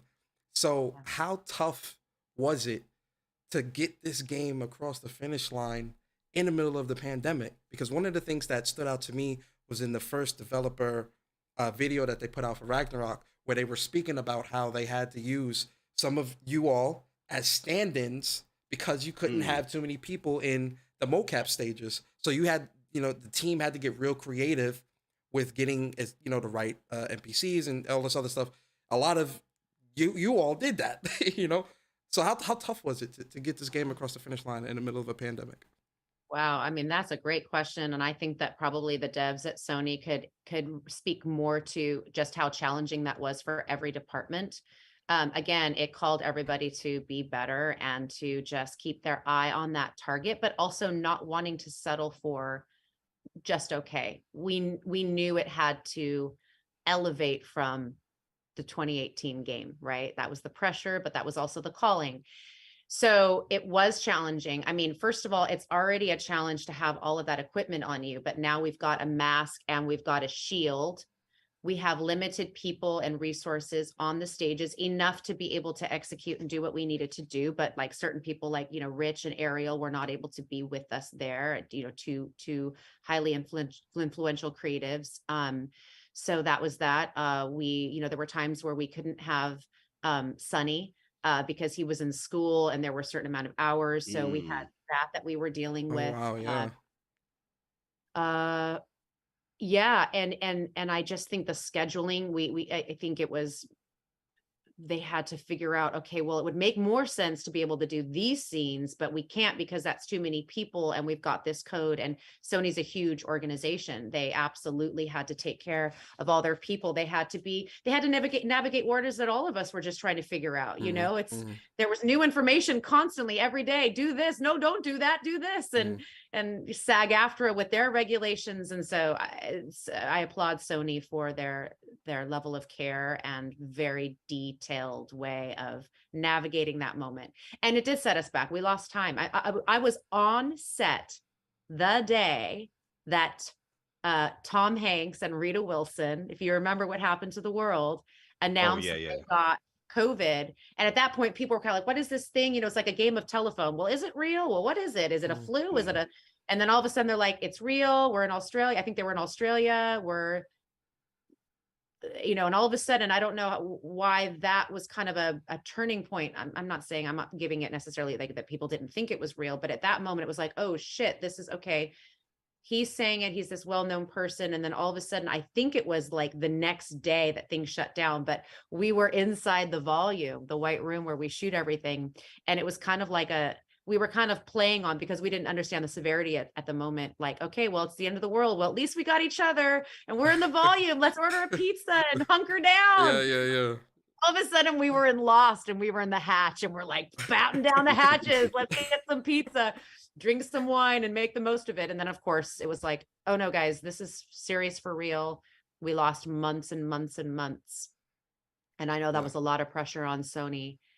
And boy, did they deliver. I applaud every person. Yeah. To release a whole console and all these great games in the middle of a pandemic that's a feat. Like, in the performers and the developers and everyone just putting in the work and having the dedication and mental fortitude to like push through and get this done and still be able to remain safe and whatnot. Yeah. Thank you to you, the developers, to everyone. We appreciate your performance. We appreciate the sacrifice. Absolutely. We appreciate the time, effort, money, everything that went into this to create this project for us, the gamers. Thank you, honestly. Yeah. Oh, God, bro. 100%. Are you in tune with like the anticipation for like Ragnarok? Because it was a time like, we don't know the back end and all the, the things that you guys are going through. but we were anticipating this game. And I'm pretty sure, like, Absolutely. Sony Santa Monica, everybody was like, guys, relax, we're gonna bring it out. But oh man, the PlayStation Nation, we was ready. Well, we did win that Especially me. award, the most highly anticipated game of 2022. Yeah. Didn't that go to Ragnarok? Yeah. So no, we were aware, and I think that we were also highly anticipating the release. Again, we come in as the actors and we embody these roles. We give them life, we give them humanity, and that magic spark that cannot be recreated or retrofitted by a machine. It just can't. It can be animated and it can be beautifully, masterfully, artistically crafted, but we give the humanity, right? So we do our thing, and then all of a sudden it was like, those are the last days on the stages, and of course we're all crying and we all give our little gifts to each other, and then we followed up with a lot in the VO booth, which was interesting because I think that there were some scenes relegated to the booth, and again, I don't say that as a pejorative, but just there were some emotional scenes that I was like, oh man, I wish we could do this in the volume and have this be a cinematic. But yeah, we had to finish this game. We had to deliver it last year. Yeah. And so I echo your sentiments, Persona. I'm one small piece of this huge, like, beautiful mosaic, which is God of War. And I am also bowing at the feet of Sony, saying, you guys did it. We did it. Yeah. We did. Yeah, definitely. Bari, it's time for the hot seat. Oh no! It's gonna be quick. afraid. It's gonna be quick. It's gonna be quick. Okay. It's gonna be a nice hot seat. It's just three questions. Okay. We normally play a game called Either Or, where you pick one or the other one. Well, just one of the two that I suggest, right? And we're gonna keep it like video games, and we're gonna keep it also like film and things like that, stuff that you're a part of as well. And just give you an honest answer, or it's hopefully not too much pressure. But the first one, really, really fun. And I'm sorry, I had to do this because the Game Awards and everything like that. Either or, Danielle. Okay. God of War Ragnarok or Elden Ring? God of War Ragnarok. And I will say, Elden Ring is a thing of beauty. And I haven't played it, but from what I understand is like the actual gameplay is so amazing. I mean, that's George R.R. Martin. I mean, that's Game of Thrones, which is one of the greatest television creations from the greatest series of books, novels of all time. So yeah, I'm like, wow, it's a thing of beauty. And I do believe the reason that God of War is more impactful is because we have the same artistic beauty, we have the same innovative gameplay, and our story with the characters at the forefront are what hook into the heart. And I think that might be where we differentiate a little bit, is the legacy of the story. I hope I'm not speaking out of turn, and I have nothing but respect for Elden Ring. Absolutely not. You're not speaking out of turn at all. Trust me. The chat loves your answer. Right now, you just had the Freya, aka Danielle Bisutti Game Awards, and God of War won Game of the Year. Absolutely. So second either or. Avatar: Way of the Water or Top Gun: Maverick? Well, okay, how could you do that to me, Persona? Two of the biggest movies. I am going to see Avatar: Way of the Water today with my mom. Really? Okay. Woo! Nice. It's amazing. It's amazing. So I don't know if I can speak to it yet. I have obviously seen the trailers, and James Cameron is brilliant. And I obviously grew up with both of those, the original Avatar, which was like, the most innovative thing ever. And then Top Gun, like no one's ever going to forget Take My Breath Away in that era. I was a preteen and I was like, what are they doing with their tongue? What are they doing? And I'm feeling all these emotions and I don't know what they mean. Top Gun Maverick was like your glory days, like when you go to your high school reunion and you're like, yeah, I made something of myself in the world. Check this out. Like it felt like going back and returning to like the great like days of cinema in the movie theater. And Tom Cruise is such a movie star and he's so lovable and he's doing his own, he's flying the plane and you're like, he's not really flying. Yes, he is that. And he's doing it. Yeah, it's crazy that he's doing all those stunts. Hell, I mean, there was such excitement also too, because, and then these are one of these little things. These are like the little magic things I talk about where it's like the name of my company is Perfect Timing Productions. And there are these moments in life where you do the work, and that's the wing. I call it the wing of effort. And then there's the wing of grace, where it's like God and magic and universe, and they hit at the right perfect moment. And it's like, it's lightning in a bottle. And they say, and then all of a sudden everyone's like, well, we want to do that. It's like, you can try, or you can do or do not. There is no try iota. You can do, but you also have to know that there's this part that you don't have control over. So I think they do Maverick, but did they know it was going to hit right when people started going back to the theaters? So it was one part, the brilliance of the movie, and the second part was everyone was back in the theater with popcorn and shut up, don't talk through the thing, and everybody's in the thing and we're all excited together. But I think Top Gun also resonates with so many people, and Tom Cruise is such a legendary actor that I definitely think it was going to reach that success. Yes. Absolutely. I went to the danger zone. And then how about just that that like the theme yeah, wait, I want to go into ET, but it's like that theme music where they're like, they're in the fighter pilots, and then and he's on the motorcycle again, and I'm like, yes, they brought it back. They definitely hit all the nostalgic tunes with Maverick. So this, I want to know Persona's answer.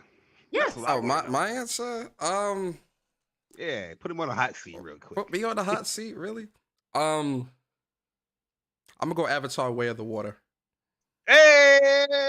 Because when I first seen Avatar, that blew me away. I was amazed by that. And seeing Avatar: Way of the Water, or Avatar 2 or whatever, it was one of those not games, one of those movies where the animation, the performances, the action, the importance of family, the importance of friendship.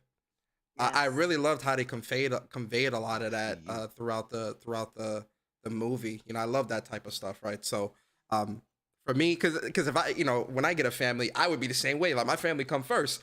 Every he gave up his leadership of the whole tribe for his family. Like, my family is what I'm here to protect over everything else. My fault. I'm so sorry. No, I'm so sorry. It's okay. It's not. That wasn't a huge spoiler. It wasn't. And I'm gonna go see it today, and I'm gonna guarantee you that story-wise, I will probably be choosing Avatar: Way of the Water. I'll never forget when their little tails connected. Do you remember in the first one, their little tails? Yeah. It very impactful storytelling. So I'll be on Team Persona for that one. I didn't mean to spoil. That's a bad habit of mine from what Bari said. I inadvertently spoiled things. Sorry. That's all right. That's all right. Now, this is probably going to be the hardest final either or for you, Danielle. Bari, go ahead. Take us away. Close us out. Final either or. All right, Danielle. This is the hot seat question, either or. These are two things that you are a part of. Either or, by the way. Curse of Chucky. Don't do it. Or Insidious Chapter 2. Do it. Yes. That seat is hot. Yes. Okay. Yes. Not only am I in the hot seat, but I have a fireplace behind me, so I am legitimately in the hot seat. Oh, wow. Hold on, I got to show you. Oh, and there's a fire going too. Okay. Oh, you are literally. Yeah, literally. That's the hot seat. I did have a thought. What if I caught on fire in the middle of this interview? I'm way too close to the fireplace. Ooh, that's a tough one, and I'll never forgive you. Of course I will. Freya forgives eventually. I got to go through a whole cycle with you first. All right. Exactly. Insidious or Chucky? Damn it. Okay. Either or. Okay. Well, I want to speak to what's great about both of them. Barb and Chucky, such a fun role. I had more to do, right? Than the amount given to me in Insidious, but the impactful nature of the Mother of Death in Insidious being that trauma that was stuck, right? In the further, this memory that's been stuck for this little boy that informed the rest of his life, that caused people to hurt themselves and other people, to embody that and to work with James Wan in such a way was incredibly impactful. I got to exercise all sorts of emotional demons through that woman, because I came from the place of, why would why would any mother dress up their little boy as a little girl and beat them silly because that's the name your father gave you? I mean, I had more to do with connecting the dots of the mother of death to pack that punch, you know, and to be like the specter that's like freaking everyone out was really cool. But I had more to do with how I was able to be in more scenes in the character arc of Barb in this amazing relationship with my sister, and work with, of course, the great Don Mancini, who's become a very dear friend of mine, and Fiona Dourif in 2 legacy projects. I know you want me to give you an answer. Both came out the same year as well, too. So. They did. That was a banner year for me. I was like, okay, 2013, let's do that again. Do I have to choose? Will I be kicked off the show? Of course not. We make exceptions for the Valkyrie Queen. Oh, damn. Yeah. You know, I'm a Libra guy, so sometimes it's hard for me to make up my mind. This is moments of indecision. This is one of my indecisive moments. Both brilliant. Don Mancini, James Wan, both legacy in the horror franchise, but both rooted in great story. Yeah. Especially where we went in the Child's Play franchise, which brought it back to that terror. But also when I got that script, I was like, this can't be a Chucky film. This is this great family drama, and it was well crafted, and that's not to say that other scripts of Child's Play weren't well crafted, but you know, it's a possessed doll with a butcher knife, so you can kind of be like, am I going to really take this serious? Yeah, it's more focused on like Chucky, and a lot of the other ones. With this one, it's more centered around like family and drama and all this other stuff. So. Yeah, I get That's that. right. And then the mother and the sick mother, and the way that the daughters had to deal with that in the world, you know, and having a sister in the wheelchair, and the way that Barb felt like she had to be the man in the house. And boy, wasn't she, with Jill the nanny. Very definitely a very you channeled your mean girl in that role. The chat right now is like, it's okay for you to break the rules. Break the rules. Oh, that's a thing we do on the show, where we're like, you gotta break the rules. They want me to give them an answer. Is that what they want? Oh no, you can break the rules. Yeah, that means that you don't have to. Yeah, you don't have to answer. You don't have to answer. Yeah, no. You know, I knew that was going to be a tough one. That's that why was it was a tough last one. Like, yeah. I knew it. It's hard, you know. In one, I'm kissing the nanny, and in the other, I'm slapping my child. And you know what's funny? This whole slap, and I'm slapping Rose Byrne. Don't you dare! Don't you dare!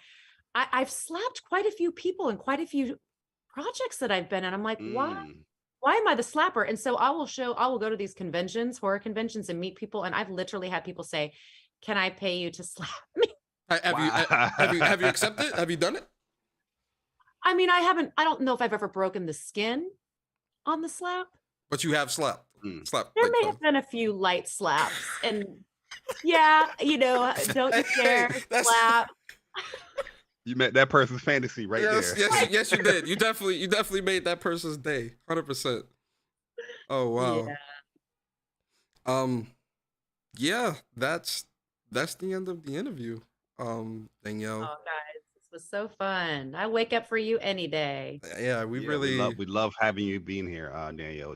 It's a pleasure for real. Especially starting off 2023.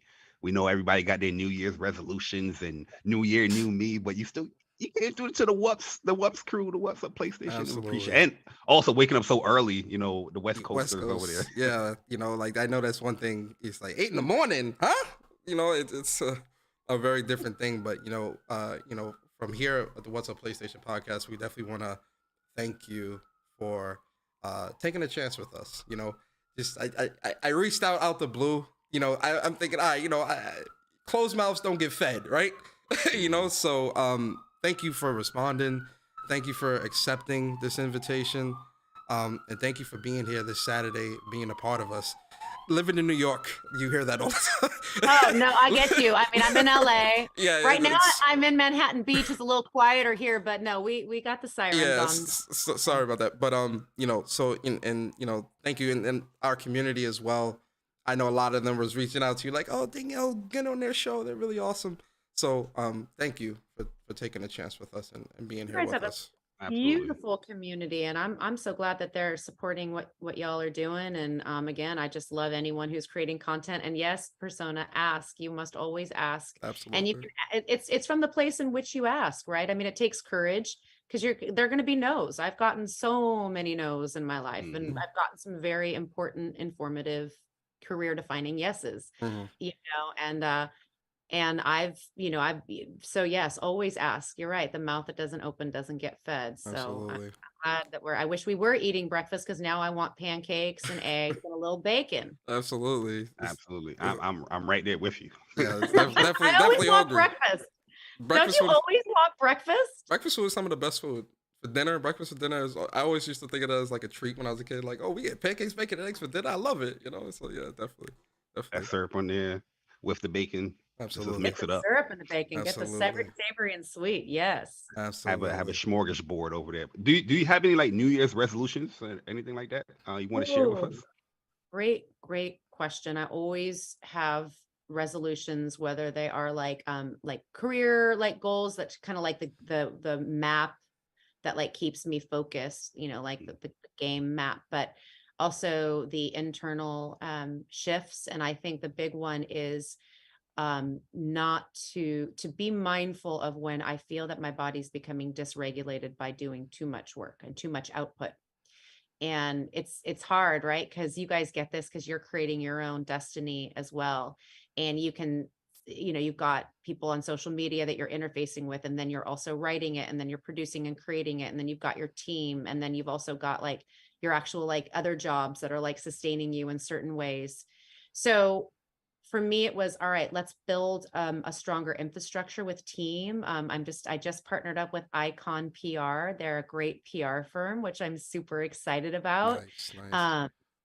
And got myself a personal assistant that's gonna, help round some things out, so I'm not running around like a chicken with my head cut off. Because when I'm empty, I become resentful, and then the only person to be upset at is myself for letting myself get there. So I think that's the biggest thing, is self-care, Bari and Persona. And I just encourage everyone to ask for what their desires of their hearts are, and just make sure you're taking really good care of yourself, because the way you treat yourself is the way that you treat others. And so 100%. 100%. 100%. 100%.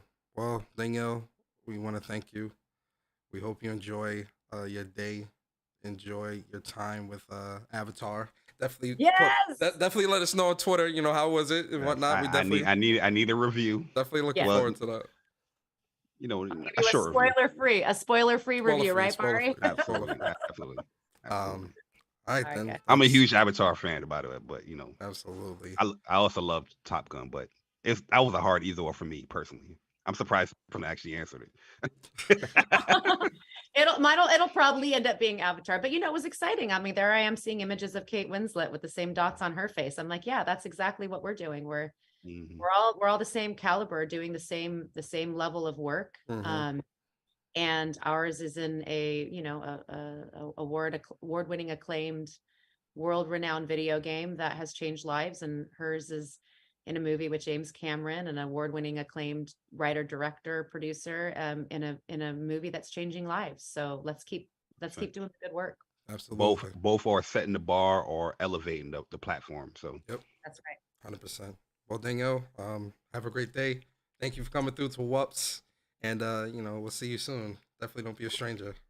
Let's not be strangers. Well, we've got Twitter, and we'll see if there's means for another chat in the future. We've got the DICE Awards coming up, 12 nominations, God of War leading the pack. We've got the BAFTAs coming up at the end of March, and just continue to hold each other up and to experience the gratitude. So lots of love to you guys. Before you go, as a friend of the show, Persona, we have to give Danielle her platinum trophy. Oh yeah, you're right. You get a platinum trophy. Absolutely. I'm ready. There you go, platinum trophy. Danielle's got her platinum. That's her. That's a Freya platinum. That's special. That's only for her. Got some Seder magic. Absolutely. All right, Danielle. We appreciate you. All right. Have a great day, everyone. Lots of love. Thanks all for loving the game and Freya and your support, and thanks for loving Bari and Persona and What's Up PlayStation. Absolutely. Thank you. Thank you. All right. Bye y'all.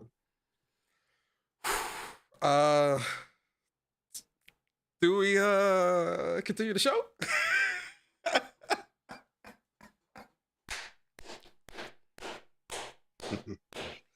Oh, whoops, See the boys. chat. What's good, guys? What? Oh, what? whoops, boys.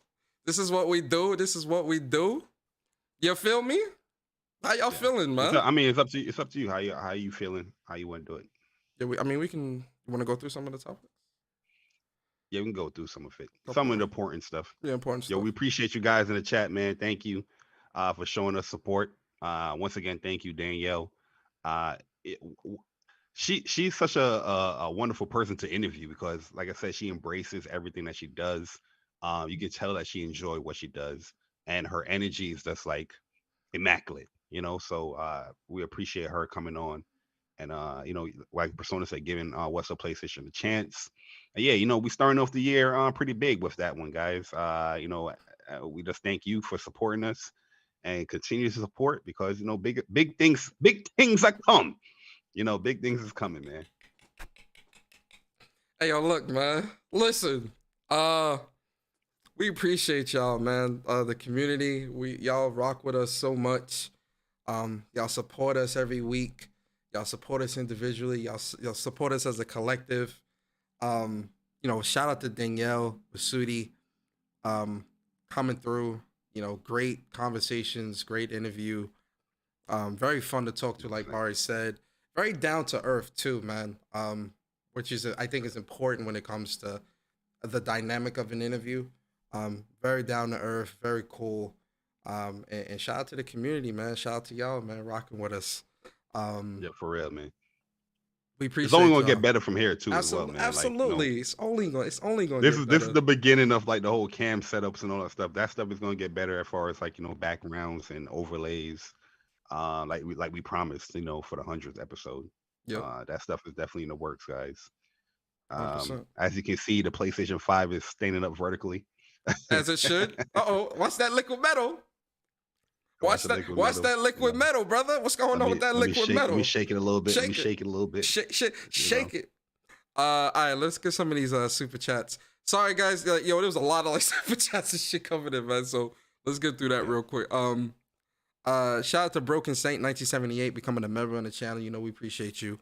Stardust Acero, appreciate you. 8 months as a member on the channel. Thank you. He says, what's up at What's Up PlayStation, J Bari Persona. Appreciate you. Shout out to Kratos 99 becoming a member on the WUPS. Becoming a member of WUPS Nation. Shout out to you, bro. Yes, sir. MJ 152, appreciate you for the super chat. He says, shout out to Danielle. Shout out to Bari and Persona, always doing great things in the community. We appreciate you, MJ. And then shout out to Viper Reefs Corner for the big boy $50 super chat. He said, keep it spinning, fellas. I appreciate the special guest. Absolutely. We appreciate you, Viper. Always, man. And then shout out to Raymond Terrell. Appreciate you for the $10 Canadian. He says, Danielle, any perspective for an actor with a decent IMDb still coughing up blood trying to get into VA mocap? You keep rocking it. Brilliant show. Much love to the Valkyrie Queen. Damn, that's the question I forgot to ask. It was like what advice she had for like actors and actresses trying to get into like, mocap and then into the gaming space. I forgot. The Hatsuma. I forgot a question, man. I forgot. I know, man. What crazy. Hatsuma. Oh my God, it fell. I knew it was gonna fall. Hatsuma, appreciate you for the super chat. He says, right in time. Morning, Danielle. Morning, crew. Appreciate you, bro. Always. And then shout out to Aaron with the 65 Seek. He says, love your performance of Freya, especially in Ragnarok, where I get to know Freya so much more. Amazing deliverance. Also, shout out to WUPS. We appreciate you, Aaron. Or like guys, would say, reason why we didn't Aaron. Reason why we didn't read the super chats during the interview, obviously it breaks like the immersion, it breaks the flow of the interview, but we did see them. We do appreciate it. That's why we're reading it now. But yeah, we appreciate you guys supporting us and things like that. But yeah, we didn't want to, interrupt the flow of how everything is going within the interview. So that's why we didn't have that stuff there.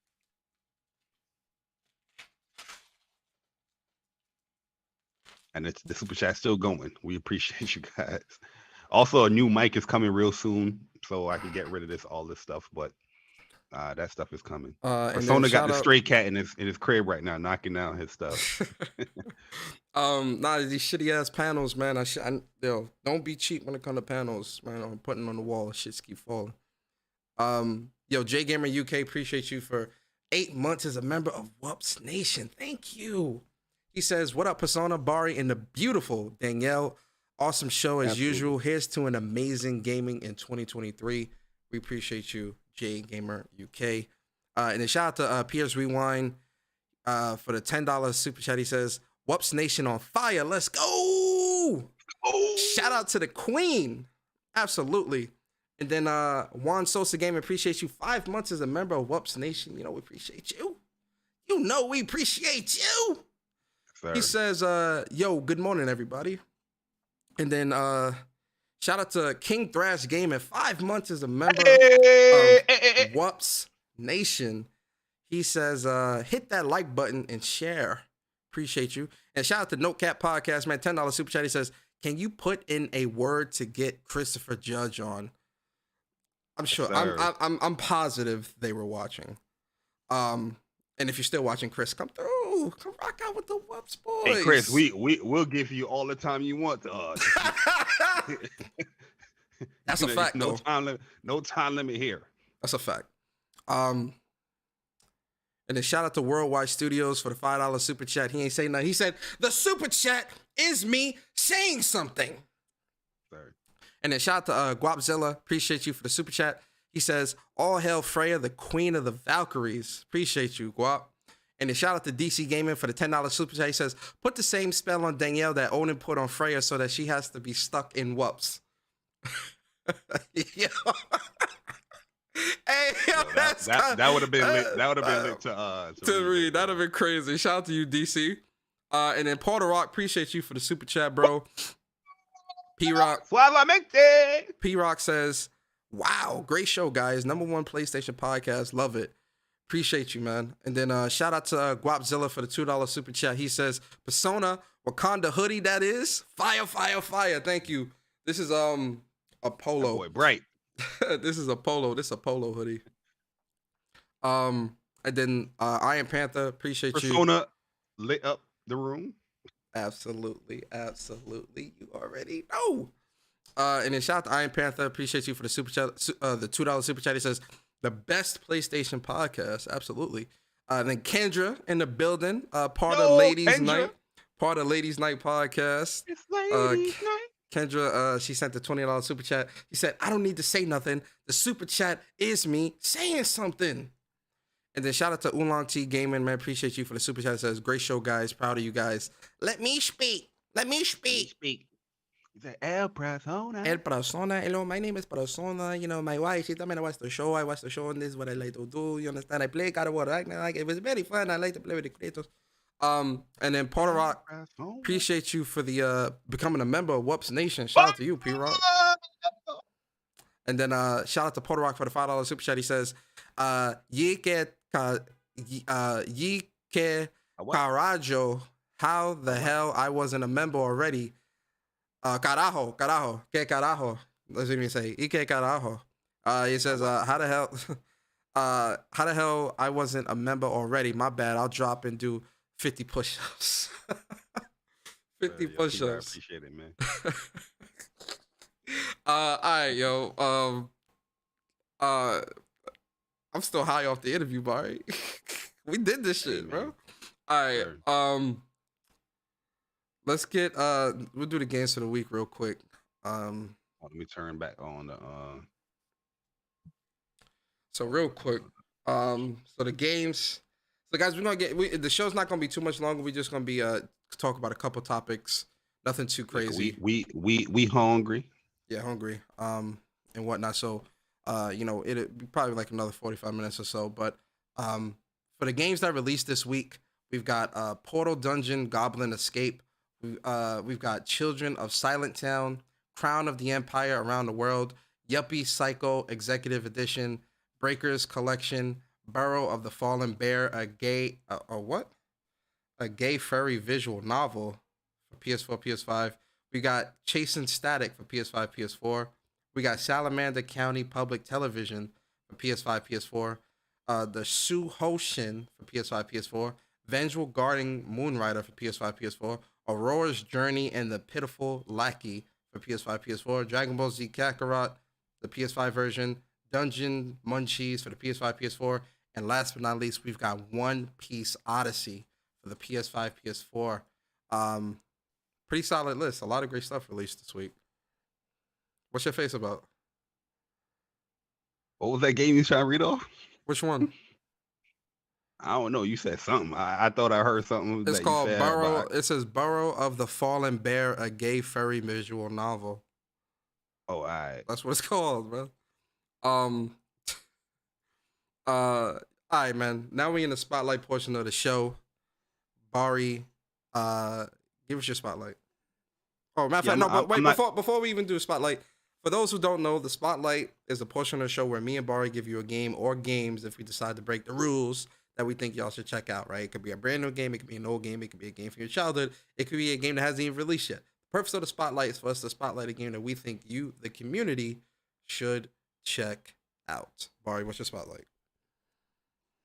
Yeah, I'm going to spotlight One Piece Odyssey. I think the game is amazing so far. They pretty much have a different take of what they're trying to do with a turn-based RPG within the One Piece world, and they did it kind of slick as far as like balancing everything and leveling people out. Where this character, I forgot her name, where she pretty much saps all the Straw Hat Crew's powers, and now they got to go and find it back and going through all their memories as far as like past arcs that they did. And it's pretty cool so far, man. I'm enjoying it. I like how the battle system is unique because it's all about like what area you're in, you know what I mean? And they have like this rock, paper, scissors mechanic where you have power, speed, and like technique. And like, so technique beats out power, power beats out speed, speed beats out technique. And you got to always play around that dynamic when it comes to enemies and, you know, other characters that you fight against. But yeah, if you enjoy One Piece, you're pretty much going to enjoy this game. You know what I mean? Some people might be a little bit hesitant when it comes to the turn-based aspects, but it has all the classic moves that these characters have. But now you just got to earn them, re-earn them again, and all that stuff. So far, when it comes to exploration, it could be a little bit better because sometimes you got to switch between crewmates. Say you want to go underneath like a tunnel, you probably got to switch to what's the little reindeer guy name? I forgot his name. Or if you, I forgot his name. I know you're talking about though. Yeah, you just got it, depending on the environment and the terrain or the barrier, chopper. Yeah, there you go. You got to switch between the crewmates to overcome it. So I like it. I enjoy it. I've been having a good time with it. I pretty much put like on top of the demo and the actual game, I put about like 10 hours into the game so far, and it's pretty good. You level up pretty fast. The animations look beautiful in game. It's it's reminiscent to a lot of different RPGs as far as the stylistic choices that they choose when the menus and just what you do in combat. And I think overall, if people give it a chance, they will like it because there's a lot of game to unpack there. So yeah, One Piece Odyssey, amazing game. But I do understand because there's a lot of games that's coming out, and a lot of people's probably trying to tackle backlogs before the big brush comes through. The other game I want to highlight is obviously Dragon Ball Z Kakarot. I think it's the best Dragon Ball Z game ever created, especially on a single story aspect. And yeah, the PS5 version is just a bigger, better, the best Dragon Ball version of this game. You know what I mean? And the 60 frames per second, definitely a big change. Amazing. Because the graphics didn't even take a hit. You know what I mean? It's a very animated looking type game, so the graphics not really taking a hit per se. But it looks amazing, man. And that's in combat. I had to relearn the combat. I was like, how the hell do I charge up again? How the hell I was doing all these moves? I was looking at old videos that I did, and I was like, how did I do this again? And I had to relearn everything again in the game. But yeah, I'm loving it. going through some of the story arcs that I didn't go through back on the PS4. Doing that now on the PS5 with the 60 frames, it's just running buttery smooth.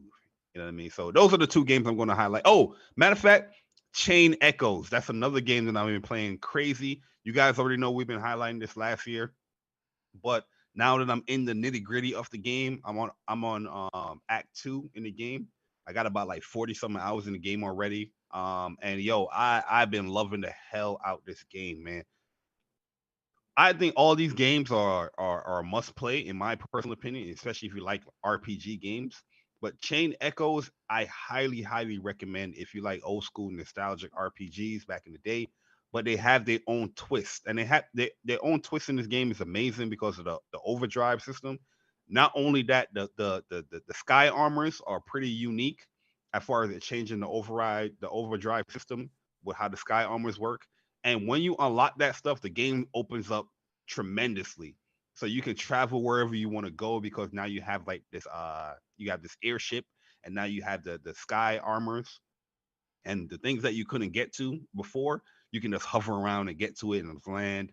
But they kind of limit you in certain ways because sky armors can't land in certain terrains and stuff like that. But overall, super fun game. The story, the dialogue is super engaging. Combat, every single combat that you do is very challenging. Well, not every single one, but it maintains that challenge. So you don't get that burnout phase where it's like, oh, this is a little too easy. You always have to be on your P's and Q's when you're playing this game. When it comes to boss fights, sometimes it comes to certain there's regular enemies. You always have to be on your P's and Q's when you play this game, and I love that aspect because back in the day or other RPGs, you get a little burnout. It's like, oh, I got to fight this enemy. You know what I mean? And I just press A and just beat them up, chop them up. Don't really think or do anything. But this game here, you got to constantly think. You got to constantly think what you're doing. Make sure your team is healed up and everybody's buffed or debuffing enemies. You constantly have to be on, like I say, your P's and Q's with every battle. So yeah, those are the three games. I broke the rules a little bit, but those are the three games that I'm highlighting for Spotlight this week. Okay. That's dope. In 1 second, as I refill on some water. I gotta do your thing. So for me personally, my Spotlight games for this week, absolutely, I'm breaking the rules, 100%. So for me, my Spotlight games for this week, the first game I'm gonna spotlight is actually going to be Octopath Traveler. I've been playing Octopath Traveler on and off this week, and this game is amazing. I played it on the Switch, but I ended up grabbing it on Steam. But it really is a great game. I love the game. I'm enjoying my time with it. Playing it on PC it's pretty cool. I'm hyped for that Octopath Traveler 2 though. So that's definitely gonna be something that I can't wait. The second game I'm a spotlight is Forspoken, which comes out in about 2 weeks or so. Forspoken looks amazing. This is a game I can't wait to play myself. It's definitely gonna be a game that I'm putting a lot of time into. I'm getting a platinum in that. I cannot wait for Forspoken, man. This game is incredible. It's a game I cannot wait to play and put time into, right?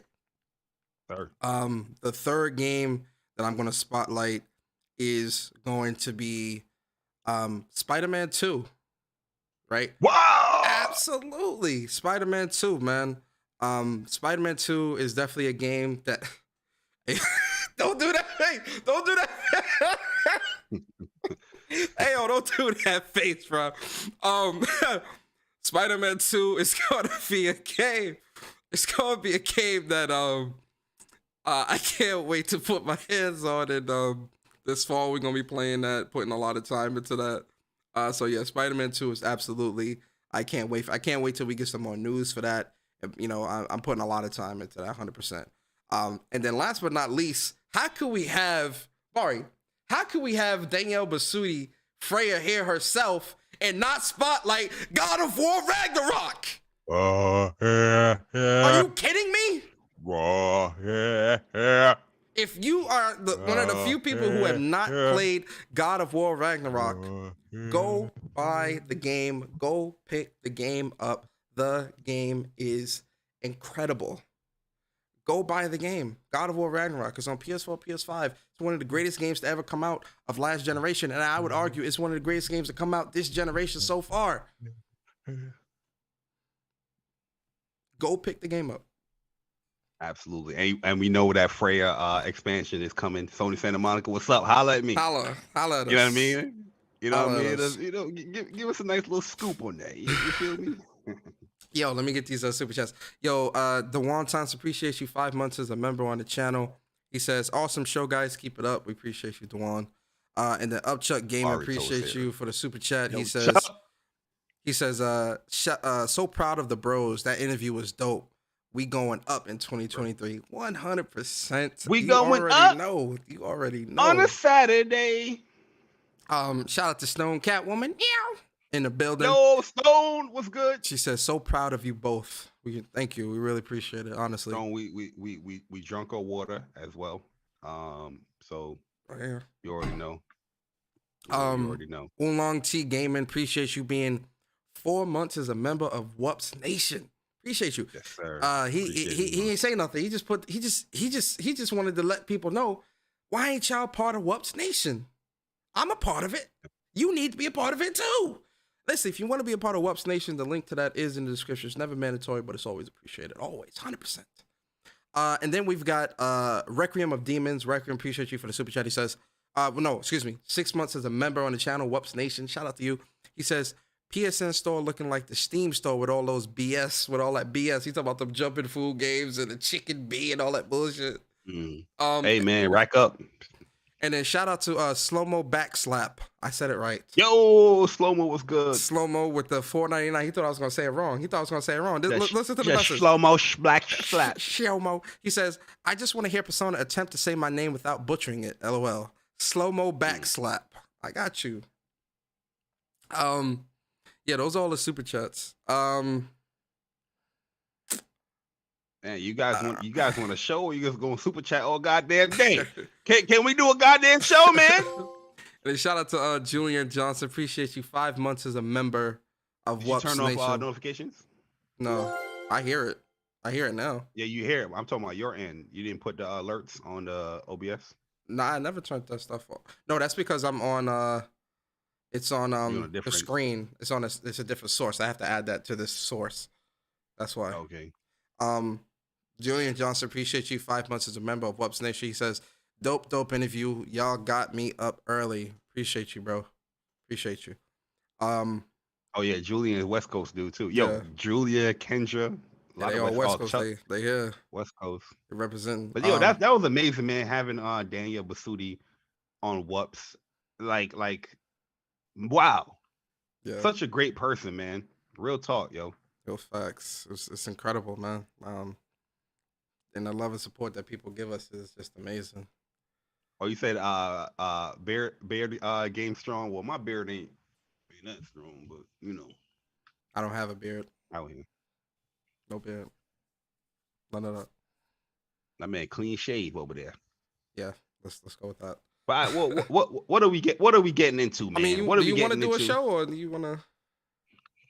Let me look at the layout real quick. I mean, yo, real talk. I think ending it here for now is super good because it could just be the interview. We can't outbeat. Yeah, we can't outbeat the interview. Yeah, it could just be the interview.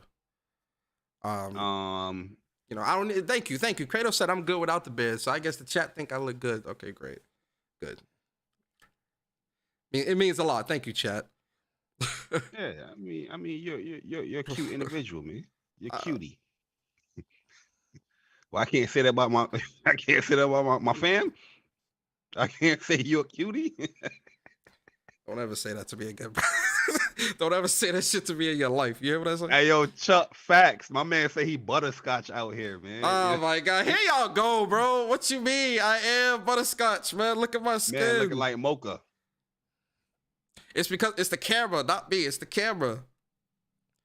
It's the camera. God ain't doing their job then. Yeah, 100%.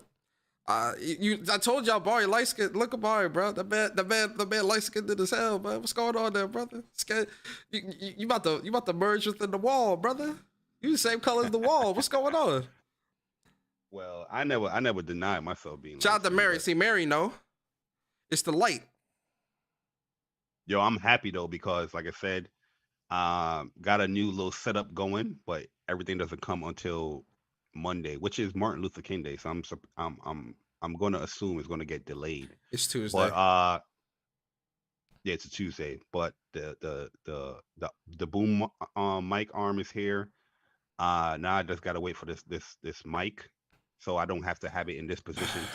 You know what I mean? I can have it like in a lower position, and then we're gonna be set from there. Yeah. Light skin gang, we out here. You know what I mean? Yo, real talk. I look lighter than I am because of the lighting, but I look like I'm pale light skin. You know what I mean? But it's the lighting. You look like a coloring book that ain't got finished getting drawn in yet. That's your skin color. It's Zoom too, because Zoom doesn't really. Yeah, the Zoom colors is real. Yeah, 100%. Because I'm looking at the preview on Elgato. I don't look like that. Yeah. Seattle said Bari and Persona look like thunder and lightning out. I know. I get the reference. He's not talking about. He's talking about what's his name? The villain, just thunder and lightning. That's what he's talking about. I thought it was your ground upon to leave the. Oh nah, there's a reason why I had it set this way. I told Persona I wanted to show that my PlayStation is vertically, it's standing vertically. No issues here, for it. I said lay that PlayStation 5 down. All right, so I think we're gonna have to end it here, man. Oh, shout out to Chuck. He said, "Persona, you not butterscotch LMFAO." Shout out to Chuck, man. Yo, make sure y'all guys check out Plus on Block podcast. Yesterday's podcast was dope, man. With the tier list and everything. Make sure y'all check them out. Let me put the link in the chat. And also check out Danielle's new song as well. Oh yeah, the link. I put the link to it in the chat, but I am gonna put the link to it in the description. And check that out, man. It's a great song. Go follow Danielle Bisutti. She's great. Really cool person. She's responsive as well. Like if you hit her up, she'll respond. So definitely hit her up as well. Listen, guys, 2023 is WUPS year, man. I mean, listen, WUPS boys, we out here doing big things. It's gonna be a great time. Me and Bari, we doing it big. No facial hair, Persona. No, I don't have any facial hair, unfortunately. Well, not fuck that. Not unfortunately. Fuck out of here. But no, I don't. Oh, I love being light skinned, man. You know what I mean? I embrace it. Yo, guys, that's the link to episode 22 for Plus on Block. Show those guys some love. Hit the like button, share the streams out, and subscribe to the channel as well, man. That's like family right there. If you enjoy What's Up PlayStation, definitely support Plus on Block podcast. We also got Slow Mo in here as well, where they do DPS podcast with every Thursday, 9:00 with Gaming Forte. You know what I mean? Every Thursday, 9:00. Great things. My man Mooch every Monday. Friday. Episode as well. Yep. Yeah, I'm gonna watch that today while I No cap in the building. No cap. See you. No cap in the building, man. No Cap podcast in the building. My man, that's the intro. By the way, no cap. Yeah, the intro that we do that you hear in the beginning of the show. That's sick. He did that for us, man. So shout out to Sick for rocking out with us. Also, King Thrash. Thrash is going to be doing the Players Choice Award show tonight or today, which is going to be a great thing. A lot of people came through together to do that. I feel so bad because I forgot to do my part. Yo, Thrash gonna kick my shit. Yo, Thrash, man, I apologize, man. But definitely tune in and check it out. I'm going to share the link as well to that. Because it's great things over there. Hello, FTC. Hello, FTC. Hello, FTC. Oh yeah, through Zoom you hear all that. Oh, you hear it? So she definitely heard Mhm. when I did the PlayStation. I'm a place. Yeah. I'm a place. I'm a PlayStation fan. I'm a place. I'm a place. I'm a PlayStation fan too. 100%. 100%. Yo, guys, definitely check out the Players Choice Award. I know Thrash is West Coast too, so let me see Yeah. what time he. It's I saw 6. 6. It might be 9 o'clock our time then for East Yeah, Coast. well, I want to make sure. So yeah, it's gonna be 6 p.m. Eastern time. So it's 3 p.m. Pacific time, West Coast time. But there you go, right here. I definitely gonna be sharing it out, and all that stuff. Yeah, I'm be Big tuned shout out to in. Thrash and everyone that was a part of it. 100%. But yeah, guys, 2023, man. Right now, like I said, we don't have like a proper overlay for that's like a cool overlay for the cams and all that stuff, but that stuff is definitely gonna be coming soon. Yep. Well, guys, I think it's appropriate we end it here. Um, I think the interview was definitely the show for this week, but next week, whatever topics we talk about, whatever, I'm sure Bari will pluck from that and add his own Yeah. based on whatever news comes out next week. Kendra, we see you. We see you, Kendra. Where Kendra? Oh, shout out to Kendra in the chat, man. Shout out to Ladies Night, man. Listen, Ladies Night Fun was show, yeah. fire. It was fire this week. The community That boy Persona was in the hot seat, boy. Hey Woo! man, they were trying to get your boy on. They're trying to get your boy up off his square. Hell nah, I stand by mine. But Luca was like, "What you mean by that, sir?" hey, you know how Luca is, man. You know how Luca is. That boy Persona started. He sounded like me. He's like, I believe. Bullshit. Don't tell that lie. Boy. Don't tell that lie. But yeah, Ladies Night, man, was me, Luca, Stone, Kendra, Kawhi, Morgan. It was a great show, so definitely go check that out on my YouTube channel, Gaming with Persona. But yo, man, we're gonna get into these outros, man. The interview was the show this week. I think it's proper to end it off. Also, it gives my man Viper an easier job to with the timestamps and all that stuff. Yep. Don't want to overwork my man's Viper. Yeah, shout out to Viper, man. He got life too, man. Facts. Bari, man, give us your outro. Let the people know where they can find you, what you got coming in terms of content. Talk to the people, man. Yeah, guys, like once again, we appreciate all the support that you guys show What's Up PlayStation Podcast, especially how you guys showed us love this episode here with Danielle Bisutti being a part of the show. And once again, thank you to Danielle Bisutti, being a part of What's Up PlayStation Podcast. Hopefully we'll have her on, in a future episode one of these days. And it was a pleasure. It was a pleasure interviewing and talking to you, getting to know more about you. Understand that you're also a nerd just like us, man. That hit my heart. But yeah, guys, you can find me _Bari on Twitter, _Bari on YouTube. And I got a few things coming up as far as YouTube, but it's going to be more like game streams. So I think we're all off on Monday. Yep. So that's definitely one of those stream days that I'm going to be using, to celebrate my day off and also appreciate what the Kang has done for this country. You know what I mean? So yeah, guys, that's pretty much it. Thank you. And we appreciate it. Yes, sir. Yes, sir. Yes, sir. For me, man, my name is Gaming with Persona. I was your host for this week. For me, what content I got coming? I'll probably stream some COD on COD Sundays. And probably stream something else as well. I'll see how I feel. And then when Persona speaks, probably not Monday, but during the week for sure. And whatever news comes out, I may want to talk about as well. So we that as well. And yeah, that's pretty much it for me.